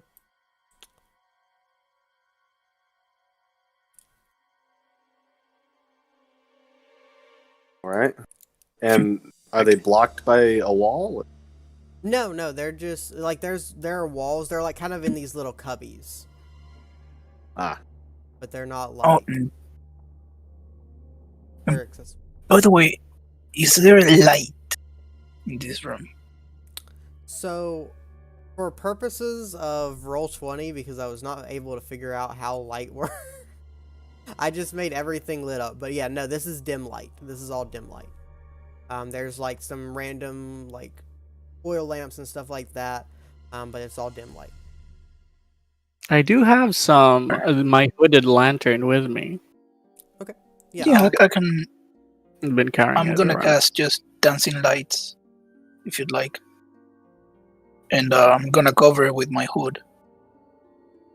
If you see when I cast it, I start making swirls, and as I do it, a spectral lantern just appears in front of me that I can somewhat carry, and I just put my hood over it, so it dims a little, and we don't call that much attention. Okay, yeah. So you kind of light up the area. You can see it pretty well. Yeah, Um, yeah. At least for me and any other human, By the could have a light bad of the time. lantern, I'm gonna go and look for any sort of like papers, any sort of clues as to who these people were and what they were doing here. The people who lived here. I'll say in here you don't really see very much, but where Rorik's seeing, it looks like more of a larger living area.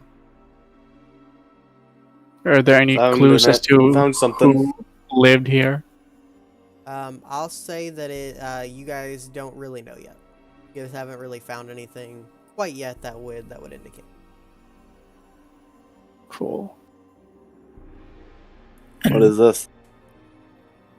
Sorry, I muted you guys for a second on accident. Okay.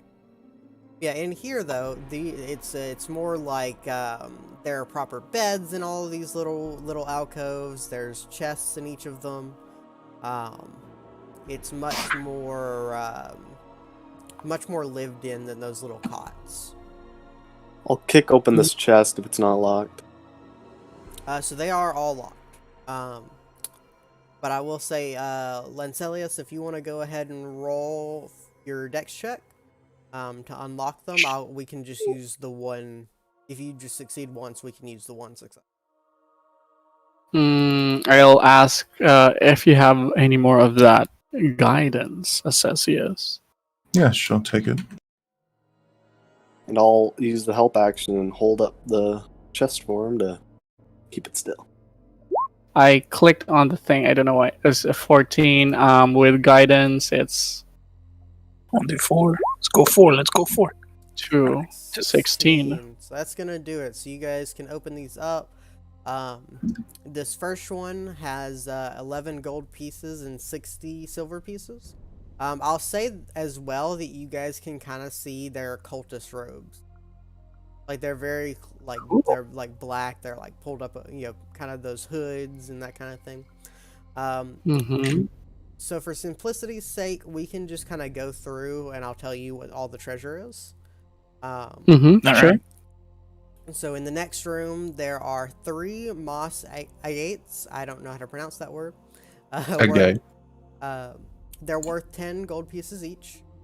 They're in a folded piece of black cloth. In this next one, there are...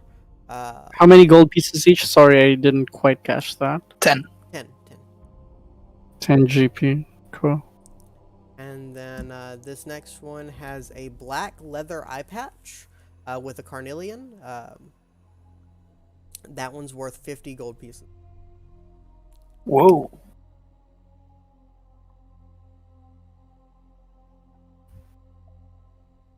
This one has an ivory hairbrush with silver bristles, which is the most bougie thing I've ever heard of in my entire life. It is worth 25 Silver gold pieces. Silver bristles, yep. And then in this one, there is a chest with a silvered short sword worth 110 gold pieces.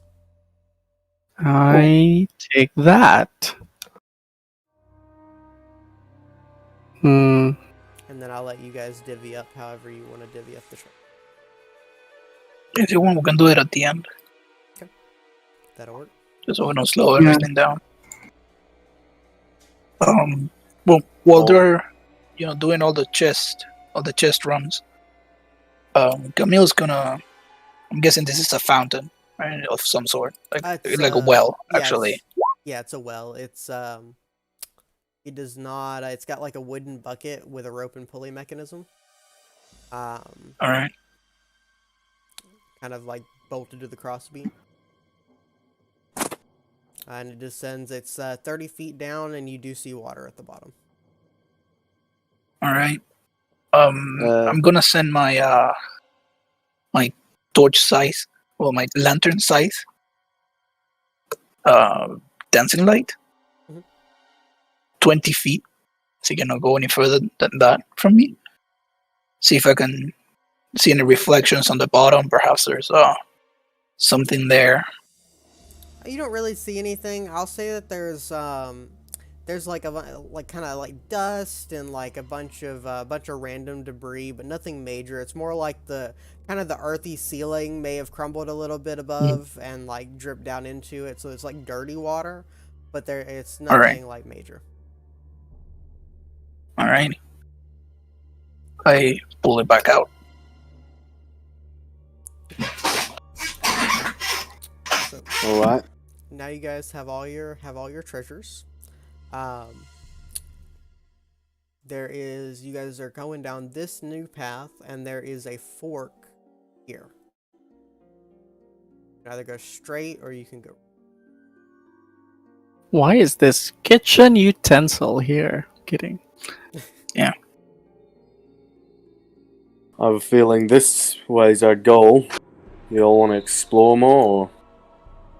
I think we can explore afterwards. Okay.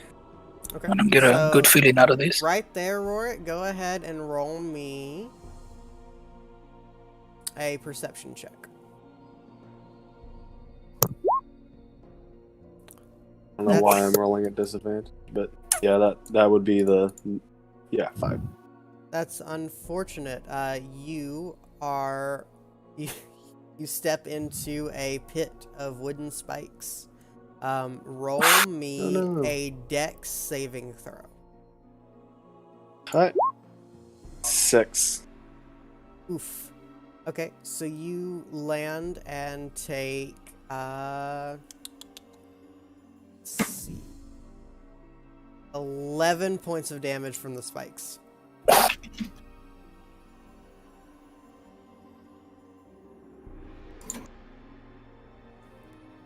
I'll see if it'll. All I right. lean forward. I lean Vork's gonna forward. climb out, I'll go ahead Are and you move okay? that to the token layer. That way you guys And can see it. he's gonna use second wind. Hang on. Sorry, just before we gloss all over it, how deep was the pit? It is 13 hit. Ooh, nice. 12. You guys hit. It's a 10-foot deep pit, but it's only 5 feet wide. So like, just because he didn't notice it that he fell in, like you could easily like hop over it. Like you guys are strong enough and athletic enough that you could just kind of like jump over it pretty easy.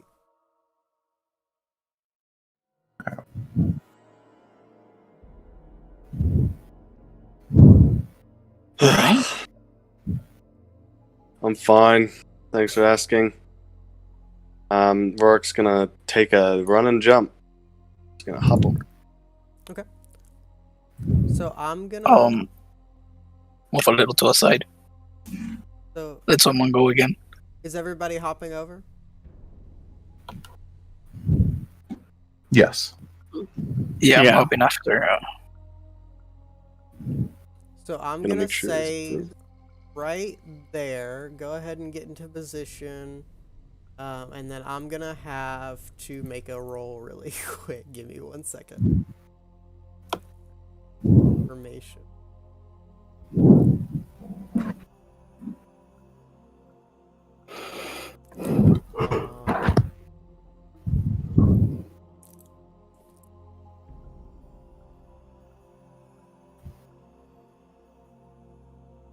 I need to see.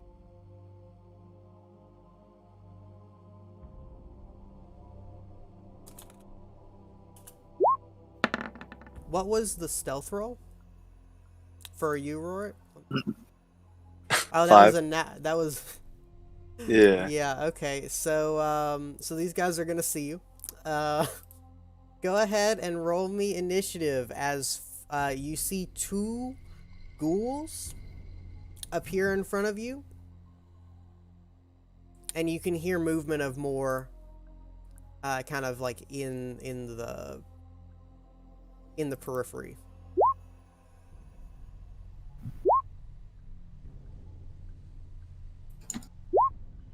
Oh, I didn't delete the last one. Goodness.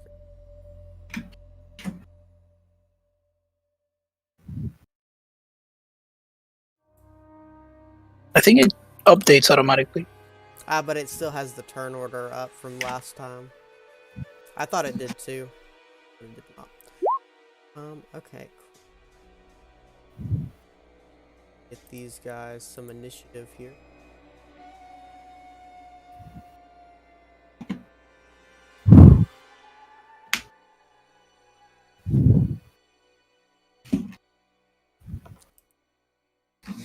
Second. That's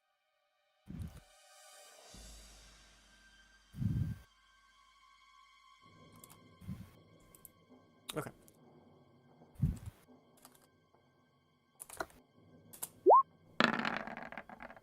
That's 13. What was the way to add it again? Sorry. You've right-clicked on the right-click. token. Add turn. Yes. Wonderful. Okay.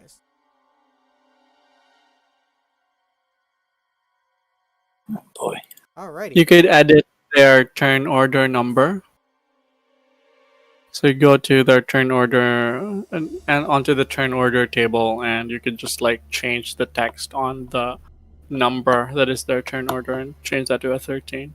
Got it. Okay, cool. So Camille, that is you up first again. All right. Well, since I cannot see anything, Yeah, you're standing back there like, what do you see? What's Yeah. going on? yeah, I'm just gonna hold a firebolt, just preparing my hand ready for Okay, yeah, I'll let you hold your release. action. Okay. In that case, And even if it costs me like extra movement, can I squeeze through Assesius just to go to the stairs? yeah, if you want to go ahead and move to the stairs, go ahead. I'll say yeah, it'll cost you. It'll be like double movement, but it doesn't matter. It'll be like 20 Alright. movement, and then you have 10 movement if you want to like move to where he's standing later and like cast a spell. You know what I mean? All right. Okay, cool. So that is to Lancelius. Right? Can I jump through to here? Yep. Well, I definitely can't do anything about this. What if I use my bonus action to push him forward into the next room? That is brilliant. How far does the push happen? It is just like I can. Let him put it up, basically. So anywhere within the range of 30 feet, I can move a target 5 feet toward or away from me if it is a creature that's medium, I think, or large. I can't tell for sure, but definitely within medium. I'd say, could you please like move forward so we can see what's in there? And I say that to Rorik. I don't know if he'll Rorik agree, but if he'll willingly agree, move. okay, then you move forward. Yeah, this is With that, definitely- so oh yeah, and then so that was my bonus action. I did 5 feet of movement to get to here. Could I still get to here with the rest of my movement? yeah, that's fine. All right. So now, being able to see the ghouls, I will go ahead and use my crossbow on this one, the one right in front of me. Do it up. So that would be light crossbow. 13 to hit. That's gonna hit. Ooh, so that would be 3 piercing damage. Wow, that's the minimum. As this one, like, hits at its arm or something, as I say, like, excuse me, but it's just like, my telekinesis moving Rorik forward. Okay. This is definitely more awkward than I was expecting it to be. I was expecting you guys to come from up here and have this big room to fight in.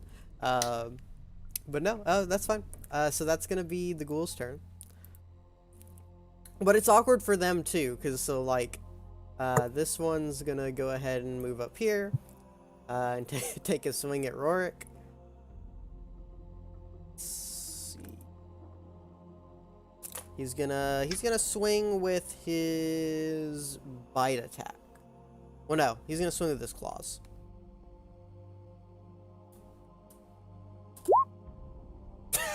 That hits. Whoa! That's definitely not what I meant to do. I think that hits a little. Just kidding.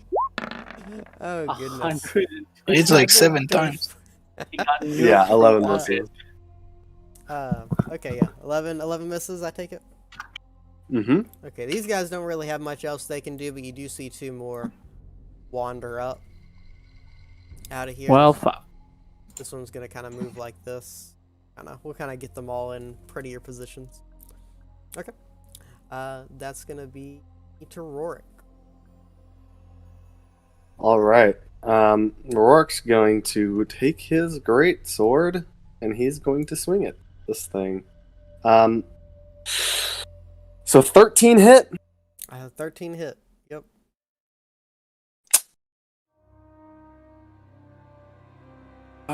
Do I want a great weapon, man? Do it. All right. Do it. I love a good So great it's a weapon. straight roll, basically. I don't have Great Weapon Master set up right now. You know what? Since I don't have It's it set up, I'll minus just 5. do it. 11. 11's gonna not hit. All right. Can't get back. Action Surge, I'm gonna hit him again. Okay. 13. That's gonna hit for 12 damage. Jeez, you just And- like swing through this dude. He is looking right hurt. All right, that's good. Well, can't do anything. So, gonna just stand my ground. What's with the yellow? What is that? It's my aura. Okay, cool. I was just making sure. Okay. That's gonna be Cecius. Yep. So, how many can I hear? How many can you up? How many ghouls can I hear? You can. There's just the 4 in front of you. Like they've all kind of like moved into sight now. You don't hear anything else like out. All right. And how wounded is the one that Rory's just hit? He's looking real messed up. He's not quite on death's door, but he's getting there. On death's. I will All say, right. as you guys are fighting, Camille, you do hear chanting coming from below, but you can't quite hear what it's saying. Go ahead, Celsius.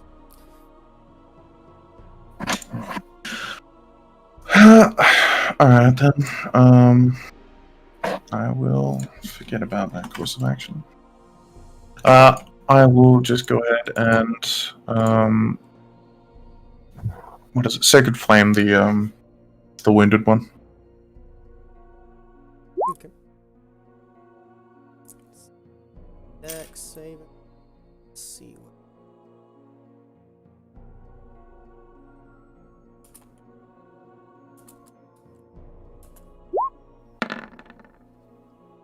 It's gonna be a 15. He passes. He takes half, right? No, it takes no damage. No damage, unfortunate. I will go ahead and just step out of the way. Okay. I'll say, Camille, you can go ahead and like take 2 actions, basically. Aw. If you want to like move over and then like take your held fireball and then like do something else, you can go ahead. Alright, sure thing. Since you were holding your action Right. before. Gonna release the firebolt at the one guy for 1 fire damage. It's gonna- An 18 to hit. It's definitely gonna hit. There we go. And yeah, I'm gonna try the same. Another firebolt right at the same guy. Alright. Because why not? Oh, and I That's- missed. Not gonna hit. That would have done quite a bit of damage to him. Okay. And I'm gonna say there's there's chanting below, and move back out. I like this kind of like Fire Emblem shuffling you guys are doing. Okay. Lancelius, that's you. All right. Which of these ghouly ghouls has been hurt? It's this. So this one has been hurt pretty bad. This one's kind of like got some scratches. Okay, so I'm able to see all four of them just with the angle from where I am. I'm just like, very slightly able to see the ones on the sides. So what I'm gonna do is I'm gonna go ahead and sort of like sing and like, I sort of like, begin casting with my hands, and I also say, what is that?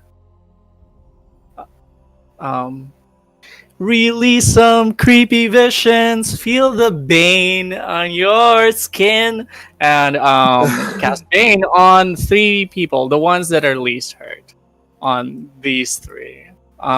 So charisma saving throw for all 3, as I cast bane on all 3 of them. I was not prepared for you to sing as a bard, and I am here for it.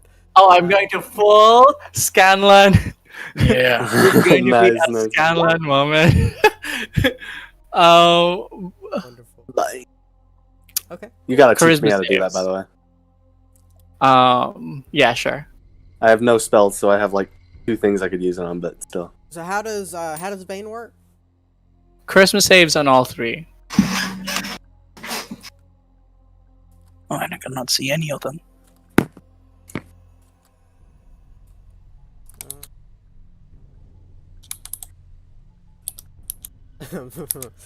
They have a -2 to charisma.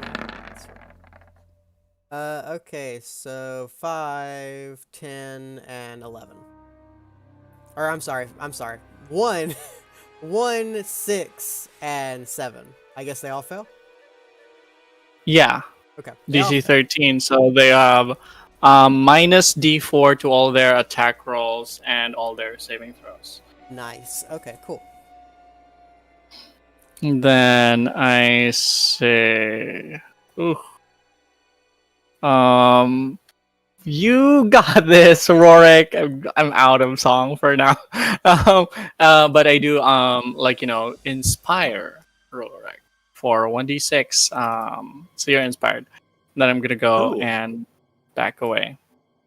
Yeah, just give him the baseball clap. Nice. Yeah.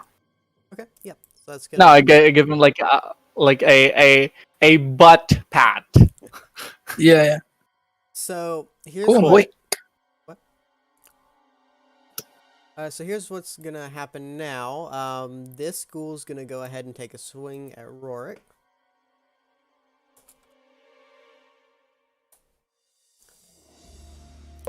He's gonna just do his regular claw attack.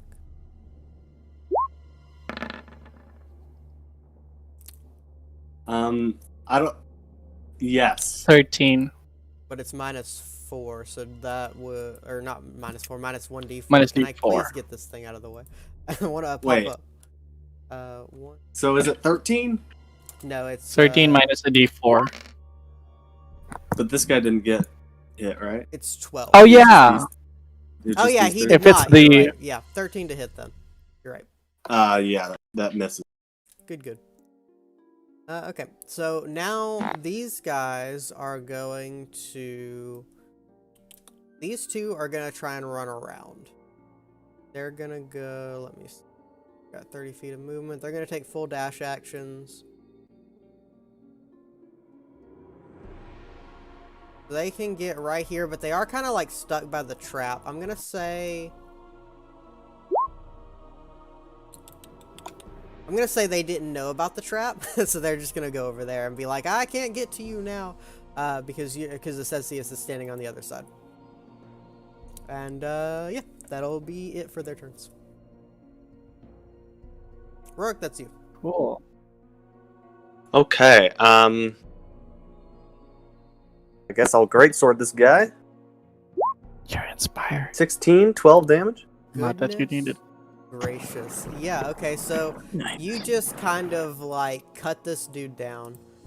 So now there are 2 on the other side, and then this one right next to you. So it's All gonna right, I'll be- just I'll just step up 1v1. so it's gonna be Assessius. Alright. As Lancelius steps backwards, I'll say, Can I say Lancelius! something during something that's not my turn? Can I say something? Yeah, sure. I'll say that's a free action.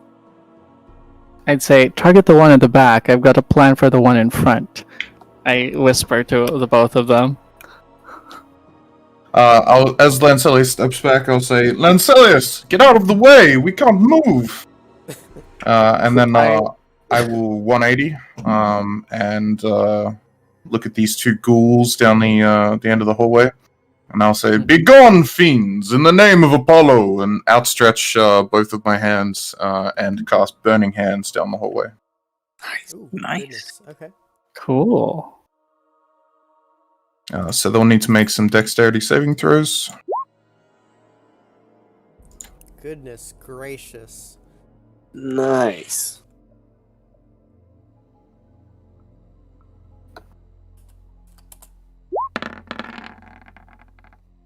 That's gonna be a 5 and an 8. They do not save. That is quite a bit of damage. Okay. Let me, and that's both, it hits both of them? Yes. Let's go ahead. 12 fire damage. So the one in front was already a little scratched up. He is looking real hurt. Like, he is not doing good. This other one is looking still pretty hurt, but he's a little more healthy than the one in front. That'll be my turn. All right, Camille. All right. Remember, I said target the one at the back, not in front. As I hear him say that, I'm just gonna drop to one knee and fire a firebolt right between all of their legs. Ooh. To the one at the Yeah. back. Nifty. Because why not? Looks cool. Looks cool. Ooh, For a that's 21 to hit and 5 fire damage. goodness gracious. You just like singe off one of his arms. He's like on his last leg. He's not doing good. Oh boy. That is Lancelius. I raise up my right hand and calling to the one right in front, I sort of like, make a motion with my hand like I'm pulling him. And as I do so, I try to shove him forward with a telekinetic shove. Right into the pit, hopefully. DC 13, Nice. please. Absolutely ridiculous. Okay. So it's strength save, He's probably gonna win. and then minus 1d4. It doesn't even matter. He fails. Oh, cool. Because he would have had to roll a d4 against it for Bane. Yeah, okay, so you push him into the spikes. He looks behind him like he thinks the one behind him shoved him, and he's like, "Whoa!" And he like flies forward and impales on the spikes. He is fully dead. That was a Nice. bonus action, so I still have my crossbow for the one at the back. You maniac. Okay. Hell yeah! 23! Oh. Cool. Almost a Um, crit. So there was just a 5, not a 6. Goodness gracious, you kill him. So you like knock this one into the pit and then like do like a combat roll and shoot the one behind him in the eye. And like both of them are dead. Now there's just the one fighting Rorik. Yeah, I go Nice. sucker, and I go here. That's Rorik's turn. All right. I'm gonna great weapon master this. So it's a straight roll. Ignore the. Gotta get. You can just I'll roll just a flat adjust. d20. Yeah, I'll just roll a d20, and I have bardic inspiration. That's a 9. So 9 It plus 5, 13. That'll do it. 14 to hit. All right. So Hey, whatever I roll, didn't whatever you Grey damage Weapon comes out of Master? this, plus Yeah. So it'll Yeah. be 4 plus 5, so it'll be 9 so anyway. 25 damage. Jesus. Nobody has a +5 to hit. Yeah, okay, so So 15. it's Oh, plus right, 0. I see what you mean. So it's 15 plus the Great Weapon Fighter? What was the Great Weapon Fighter?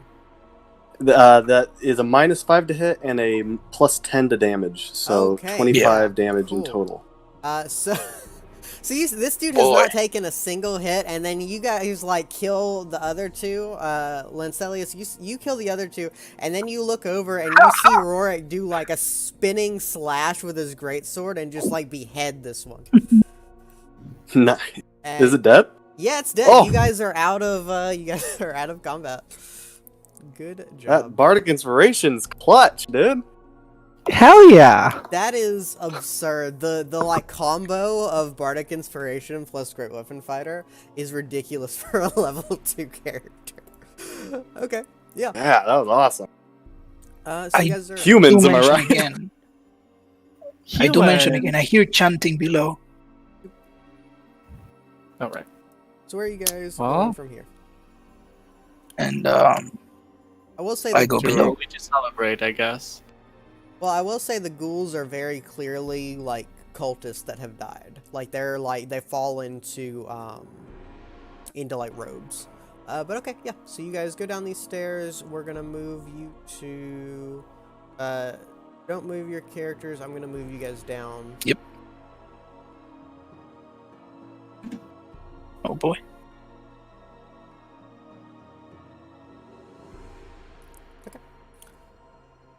So you guys come out into. Well, let me adjust the screen on.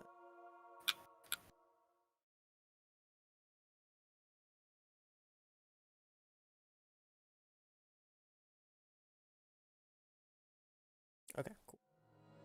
I'm setting up great. Nice. Okay. So you guys come out into a like this big room. It's got a bunch of like altars on the walls with a bunch of like dumb things. Like they're not actually treasures, but they're like displayed as if they were. It's like a mummified hand, a knife carved from a human bone. Like it's all worthless stuff, like some bat poop. There's just like random crap on all these altars. And you can finally make out what the chanting is saying. He is the ancient, he is the land, over and over again. I mean, don't overestimate bat poop. That's the main component for fireball. That's fair. But yeah, so the chanting. So I will say the chanting appears to be coming from this pathway, and there is another pathway this way. So like this is the one on the right is like a downward slope that you can kind of see from here, and then this the other one just kind of like goes straight down another like cave pathway. I'll follow the chanting. Okay. You guys go down. Are you guys like fully going into the chamber? Because there's like water. You can kind of see like a big platform down here. You can't quite make out a lot of it. Okay, I'm just gonna roll the test. Nice. Cut. All the test. Okay. Just. No, I'm attacking Dr. Lancius. Uh-oh. No, doctor. 23 to hit with 14. Yes, that will hit me. And yes, I will die. Yeah. Not really. Oh, so Wrong I'm round. gonna have to find a way to charm Rorik into hitting somebody with Great Weapon Fighter. Okay. So you guys, are we going down into the area? Well, from where I'm standing, it looks like there's a sloped angle that leads down into a graded room. Is that correct? It's not graded. It's just there. Like it's So the way that it is you kind of like have an entry into this like big 40-foot square room. There is like just kind of an entryway in here. You can just kind of walk through. It's not actually graded or anything. Oh, so those dots don't exist. Yeah, no, they're not. They're not actually part of the thing. I don't know why they're there, but they do not have any kind of description. All right. So we can hear the chanting coming from there. Yep. What do you guys think? There is also the second area to go to. We could explore upstairs, or Oh, do you I think see. I am ready? sorry. I did find the description for it. My apologies. It is a portcullis. You can move it with a shrink check.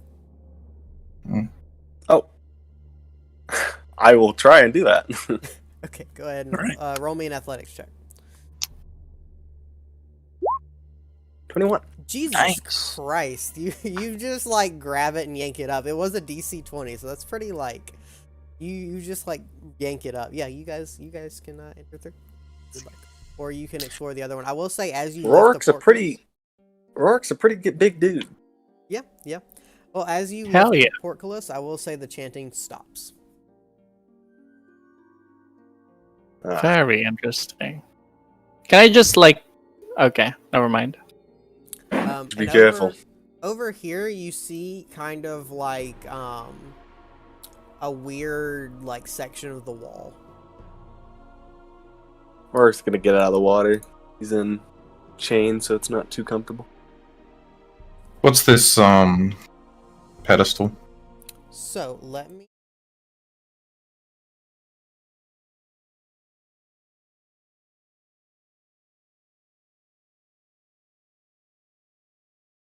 So basically, you guys have this big, like kind of altar in the center.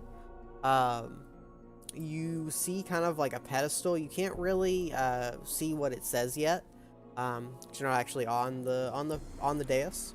It's like this big octagonal dais. The water is about 2 feet deep, and there is a.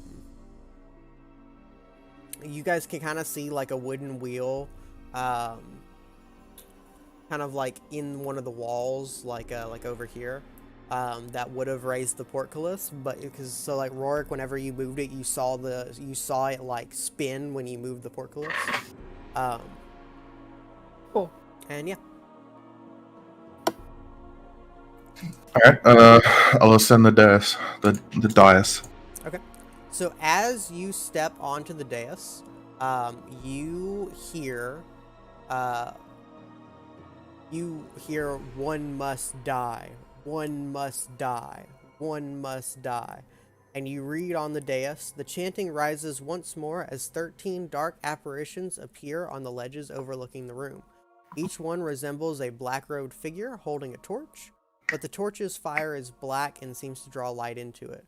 Where you'd expect to see faces are voids, and they just continue to chant "One must die, one must die." So they're all around here. Yep, they're they're like up in the rafters above. Yeah, they're just like everywhere. Rourke kind of waves one away, like he smells them bad. Like, ugh. So what is Assessius? You're the only one on the dais right now. What are you gonna do? Nothing particularly. I'm just gonna look around at the shades and wonder. Okay. So you guys do see down here there is kind of a like a bunch of refuse and litter. Rourke, are you going to go investigate the refuse and litter? I'll call the doctor over to help me. So the Oh, yeah. I'm gonna prepare a firebolt, just in case anything moves. okay. So here's how Can we're I gonna... like root around with it using like my mage hand to just like clear away if there's anything I can find, but I'm not gonna touch it. Okay. Yeah, I'm not delving into it until I have some idea of what it is. I'm gonna just look at it first. So you touch it with the mage hand. Mm-hmm. Okay, so as you touch it with the mage hand, the chanting of the shades gets angry and they start to freak out and start swirling over the entrances, blocking your way out. As from the refuse rises and it becomes Fuck. a massive mound of flesh and bone and moss and grossness. It doesn't quite look like that token. It's actual like flesh and gross like human bodies kind of like morphed together, connected by things. So what I'll do is I'll go ahead and resolve your fireball first, and then we'll roll initiative. So go ahead and do your Alright. fireball against it. I wish it 22 was a for fireball. 5 damage. Okay, so it's gonna take the 5 damage, and let me roll initiative.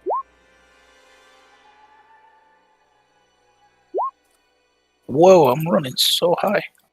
Goodness gracious. No, I'm just gonna leave my birdie there. I do have that block for him. And like as it kind of moves, you hear like this groaning noises. Let me get some better music. Wait. What's that? Do I see like a baby's face in that? No. What is? I see something right there. I mean, you don't really see Yeah. anything specific quite yet. So let me grab us some battle Well, music. Are those dogs showing up? I can't believe telekinetic does not have a limit on the size class that it can shove. It Even does. gargantuan, really? Goodness. I don't gracious. know. Like, it doesn't say on my thing. The fuck? Is this true? Oh, I see what I did. Sorry, 1 second. Let me look it up. This doesn't sound right.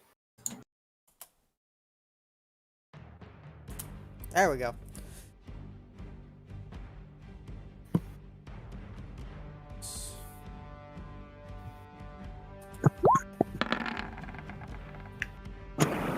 Okay, it's a slow boy, so it's gonna not go very fast. So apparently I can shove a dragon? How nice. I can't wait for that to come up. It is only 5 feet, but I'm I mean, picturing you like That's a free disengage.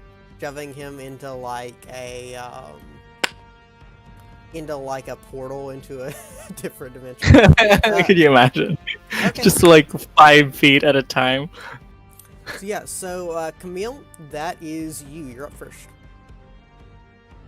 Alright. I'll run right next to Assesius. Okay. And as I stand right beside him, I'm gonna extend my hand again, and the 3 dots are gonna start lighting up on my hand, and the 3 little missiles are gonna go right off to the creature.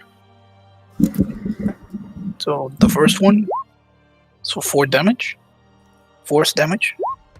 Second one is 4 force damage, and the other one is 5. Good roll. So that's 14 damage. That's quite a bit. Some fat rolls. yeah. Okay. And yeah, that's gonna be it for my turn. All right. Rourke, that's you. All right. I will take my attack. I'm not going Great Weapon Master. I gotta figure out its AC first. That. Not that it would have mattered. 10 to hit. 10 to hit does not hit, believe it or not. And he's just gonna.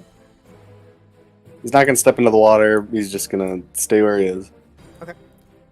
So that's gonna be this big mound of flesh. He is going to kind of like slowly move out of his little crevice here, and he's gonna take a swing at Rorik.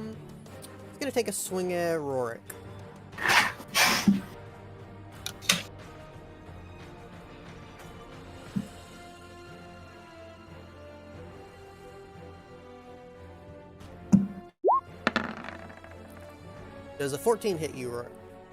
It does not. What a shame, poor guy. It is now Lancelius' turn. I'm gonna go and take the silvered short sword that I just got and try to stab it into this creature. Okay. Oh, fuck me. Oh, wait, flanking? Oh, wait, what? What? Ooh, flanking. Oh, Flanking, yep. am I? Yep. So that would be a 12. It still does not hit, no. Oh, well, fuck. I'm gonna go ahead and use my bonus action. Oh, wait. I'm gonna use my movement to... I'm gonna do a think. I think I'm gonna use my bonus action to go ahead and sing to Rorik, and I go, "It's your great sword. It's mighty mighty." Okay, and then I'm gonna go ahead and that's their inspiration there, and then I'm gonna go run, risking an attack of opportunity from this Okay. creature. Yeah, it's definitely gonna Rourke take takes some psychic damage. F. Yeah, 1d6 psychic damage. I'm gonna vicious mockery, Rorik. So that's gonna hit Um, on the opportunity. You know attack. what? 24 damage. I'm gonna Oh, use fuck. my reaction Okay. to start pretty much like a black slate right in front of me, and I'm gonna pull. This black slate appears with several strings. I'm gonna pull one of the strings. And I'm gonna have you reroll Ooh, as I okay. use one of my chrono shift. Yes. Gonna love a chronal shift. That's 15 to hit. that still hit me. Nah, bye. It's gonna hit for a lot. It's gonna let you fuck me. know already. I might die. That's 12 damage to Lancelius. I'm still alive. Okay. You I can- deserve that for singing. But yeah, I'm gonna go ahead and run. Right? yeah, I can do that now. Yeah, you can still move. Yeah. Okay. That's my turn. Okay.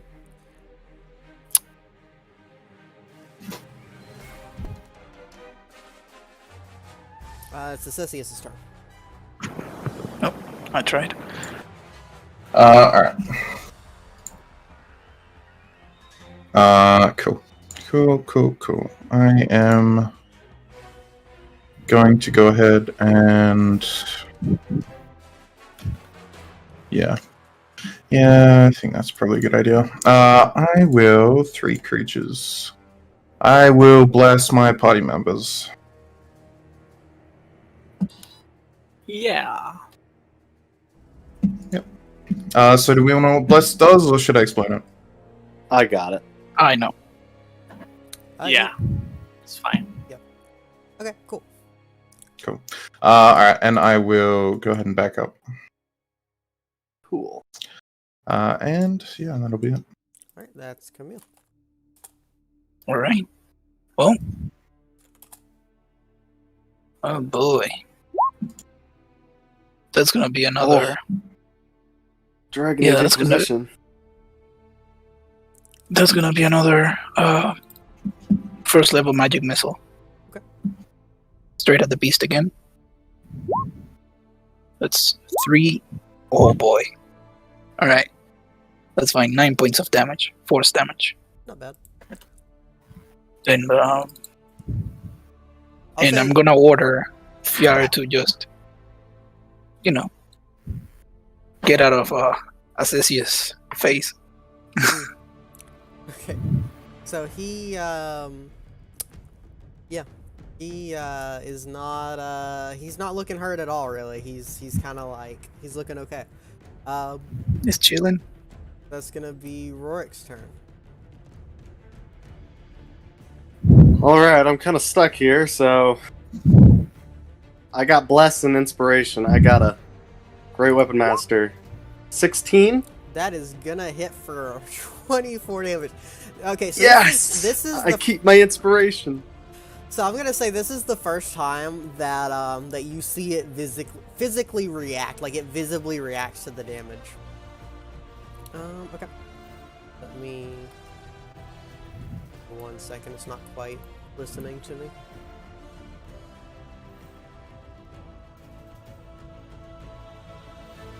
There we go. Okay, cool. So then, is that it for you, Rourke? Yep. Alright, the Shambling Mound is going to take another swing at Rourke. He is upsetty in his spaghetti now.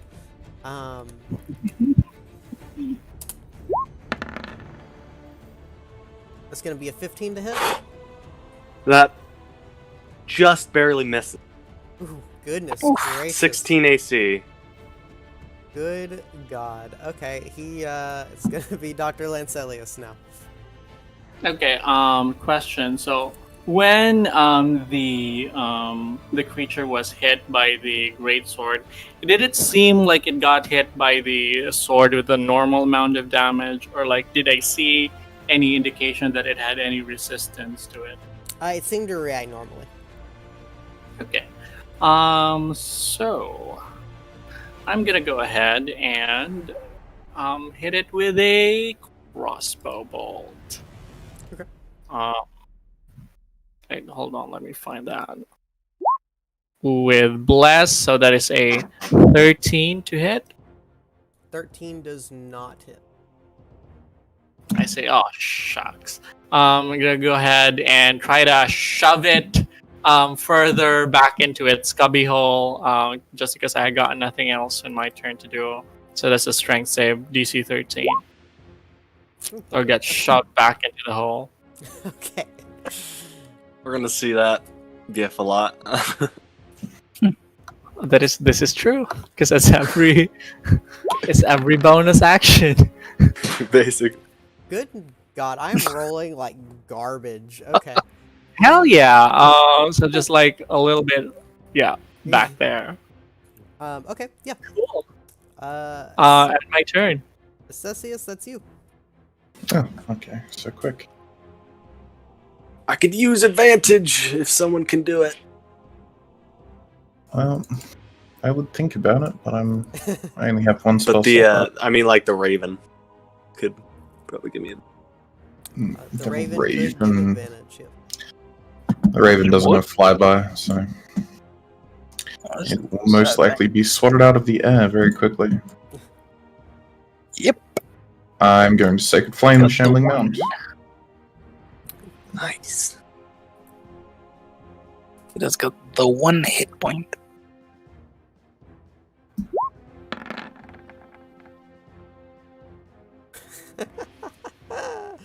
Okay, he takes 7 damage. Yep, that'll be my turn. Okay, cool. So that is Camille.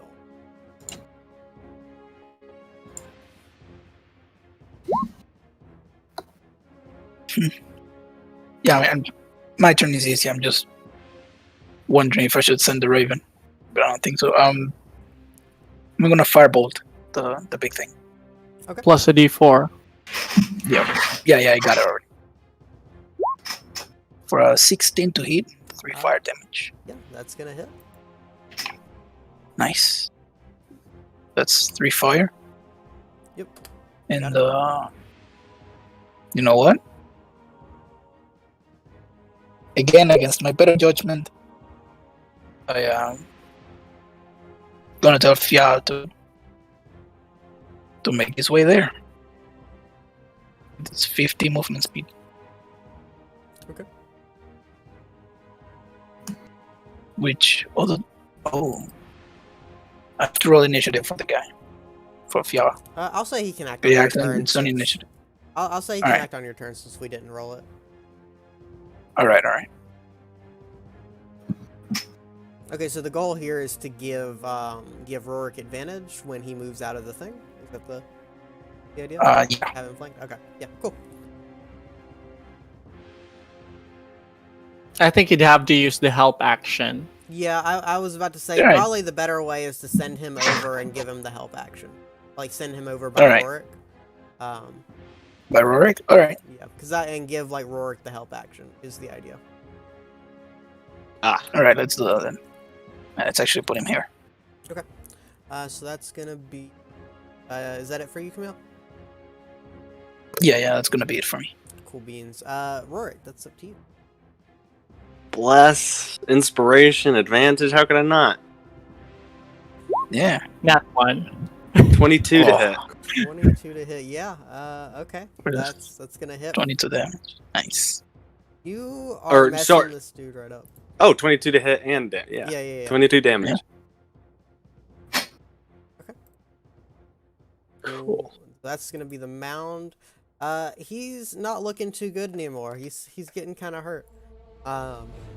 So we're gonna go ahead and he's gonna move up,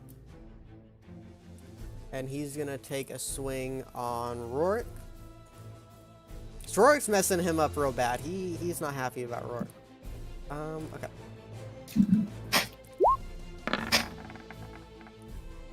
Okay, that's gonna be a 24 to hit. So, Well, that hits. I'm gonna use my reaction again. okay. Another Chronal Shift. You have to use whatever you roll. 26. yeah, whatever. Goodness gracious. Okay, that was almost a nat 20. That would have been really bad. Yeah. Okay, so instead of doing damage, he is going to engulf you, Rorik. You are restrained and unable to breathe. And so the way that this is going to work now, I'm going to go ahead and have you roll me a d4. On a 2 or a 4, you're going to notice something good. That's a 2. At Nice. the center of this mound of flesh, you see the crying baby of Walter. He is connected to this creature by these big ligaments. He's just a crying, sobbing baby. Like, clearly dead. All right. Like, it is his corpse. It's a corpse. It is a corpse. Like a crying, dead moving corpse. baby. This whole thing is corpses. Like, it's just like a big ball of corpses. Okay. That's gonna be Lancelius. Can baby I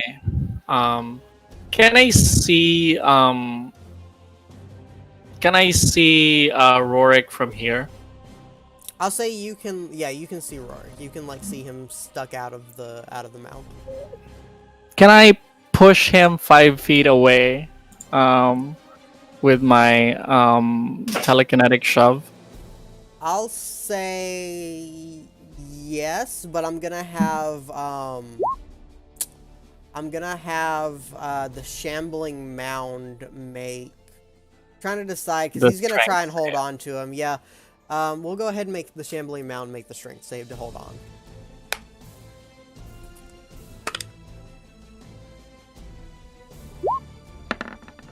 It's a 7. Yeah, Rorik, you are pushed away from the shambling mound. You're good. You are no longer restrained, and you can no longer see the baby. I'm just gonna check how much movement I used to do that. Okay, 25. I'm gonna go ahead and like back up 5 feet and crossbow once more. 18. 18 definitely hits. So that'd be a 4 piercing damage. Okay. Cool. Enter. That is Assessius. Alright. Yeah, probably just the same thing. Just Sacred Flame again.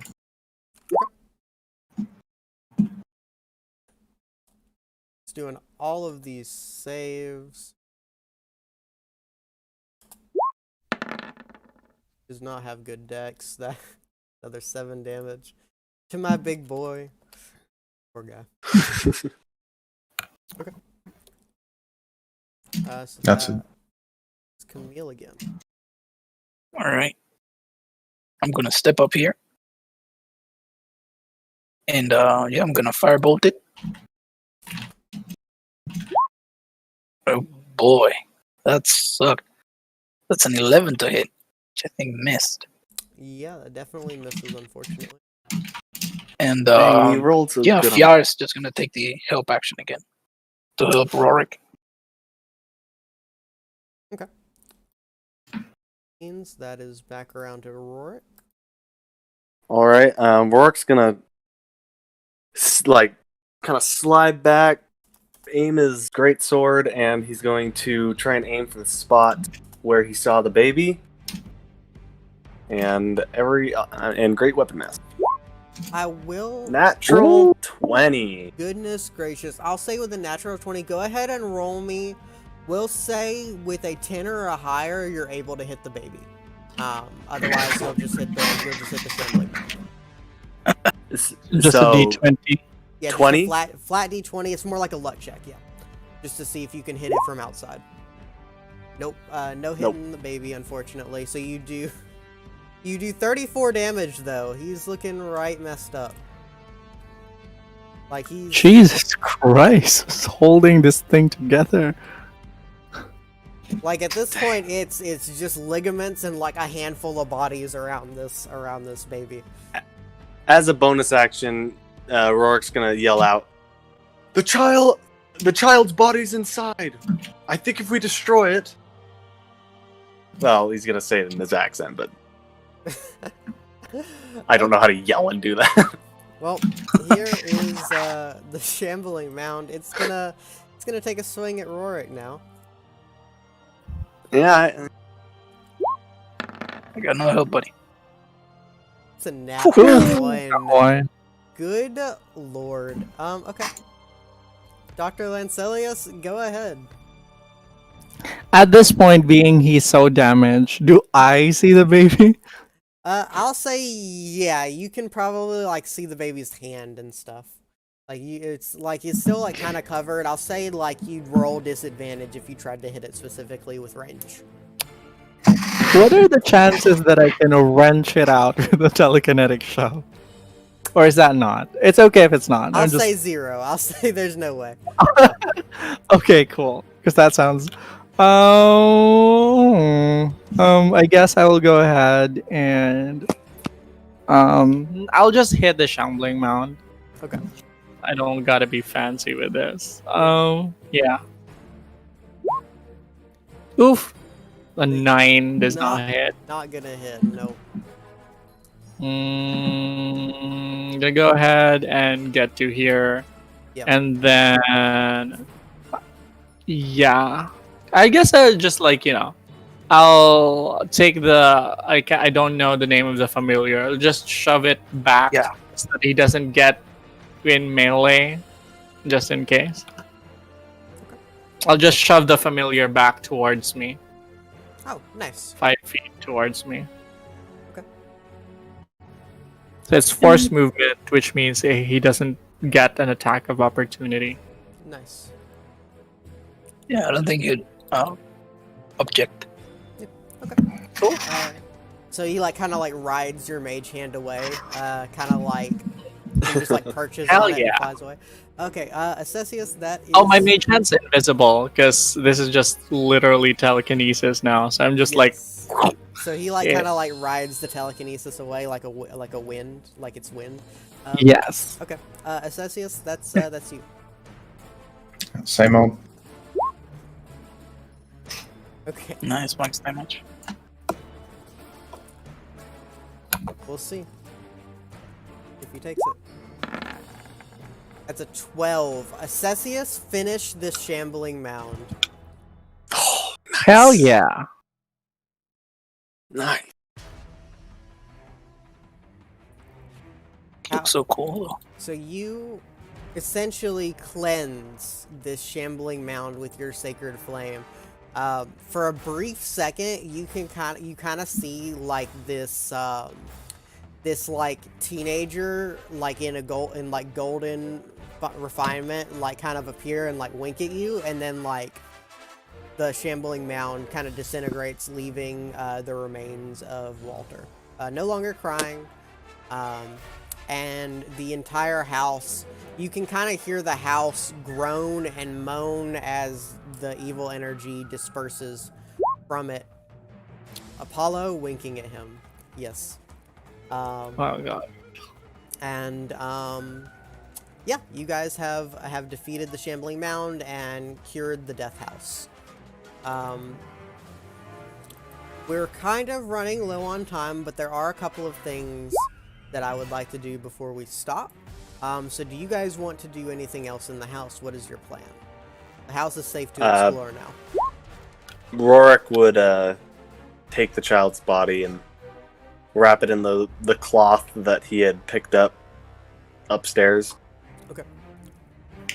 So I'll say And that you do remember that you saw the names of the Durst family on the crypts from before. yeah, and he's just gonna take it to the to Assessius, and say, you should probably lay them all to rest, don't you think? Yes, absolutely. They deserve it after all these years. So I'm actually we're gonna just go for full, what do you call it? Flavor. Yeah, we're just gonna talk about it. We're not gonna use the map anymore from here. Theater of the mind.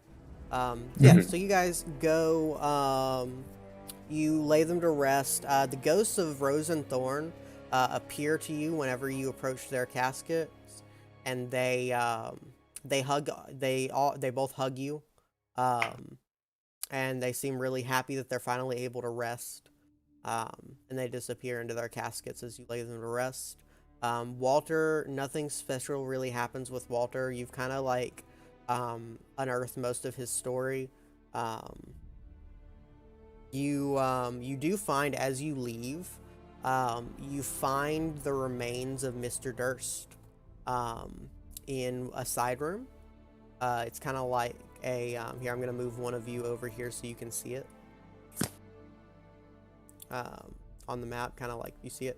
So you guys do find Mrs. Durst's remains. It looks like it was preparing to attack you, but now that the evil is gone, it's not a concern anymore. But the dad is hanging from the roof. He hung himself, and he. Fine. Yeah, it's very unpleasant. But you guys did not have to have this encounter because you won.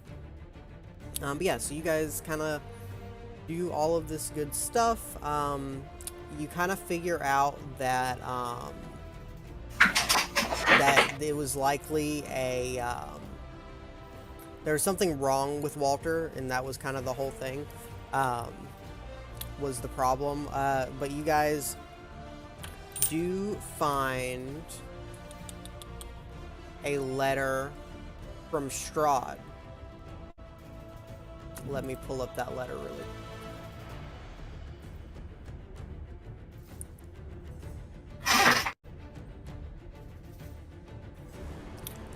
My most pathetic servant, I am not a messiah sent to you by the dark powers of this land. I have not come to lead you on a path to immortality. However, many souls you have bled on your hidden altar, however many visitors you have tortured in your dungeon, know that you are not the ones who brought me to this beautiful land. You are but worms writhing in my earth. You say that you are cursed, your fortune spent, you abandoned love for madness, took solace in the bosom of another woman, and sired a bastard son. Cursed by darkness, of that I have no doubt. Save you from your wretchedness? I think not. I much prefer you as you are. Your dread lord and master, Strahd von Zarovich. Cool. And one more thing before you guys leave the house is that as you are exiting back up through the main house, you hear the sound of a dog barking and scratching at one of the rooms. We'll go ahead and find the dog. Yeah, go get that dog. So you open the door and there is a dog. It's like a Labrador with a tag on its collar reading Lancelot. You can assume it very recently got trapped in here as well.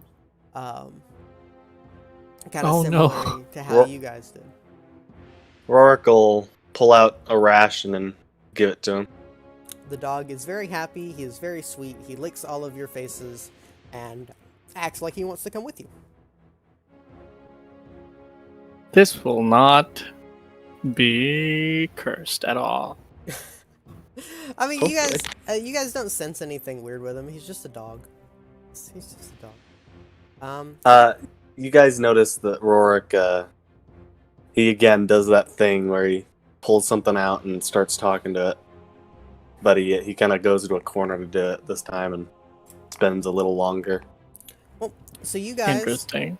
So this is where we will end our session. You guys can take a long rest in the house if you would like, as well as you guys are now level 3. Hell yeah. Cool. So you guys can get all of Okay. the fun stuff. Perfect. That works out perfect story-wise. And I am going to go ahead and stop the stream, and we can go ahead and talk for another minute off camera. But thank you all so much for watching. Anyone here, please go ahead and give WindyJ a follow, give me a follow, WindyJ Music over there, and Varod over here. We both do accept donations via our Twitch channels. We have panels down below. And I will see you guys next time. The next session for this is actually not June 3rd, but it will be the next Thursday, June 10th. Thank you.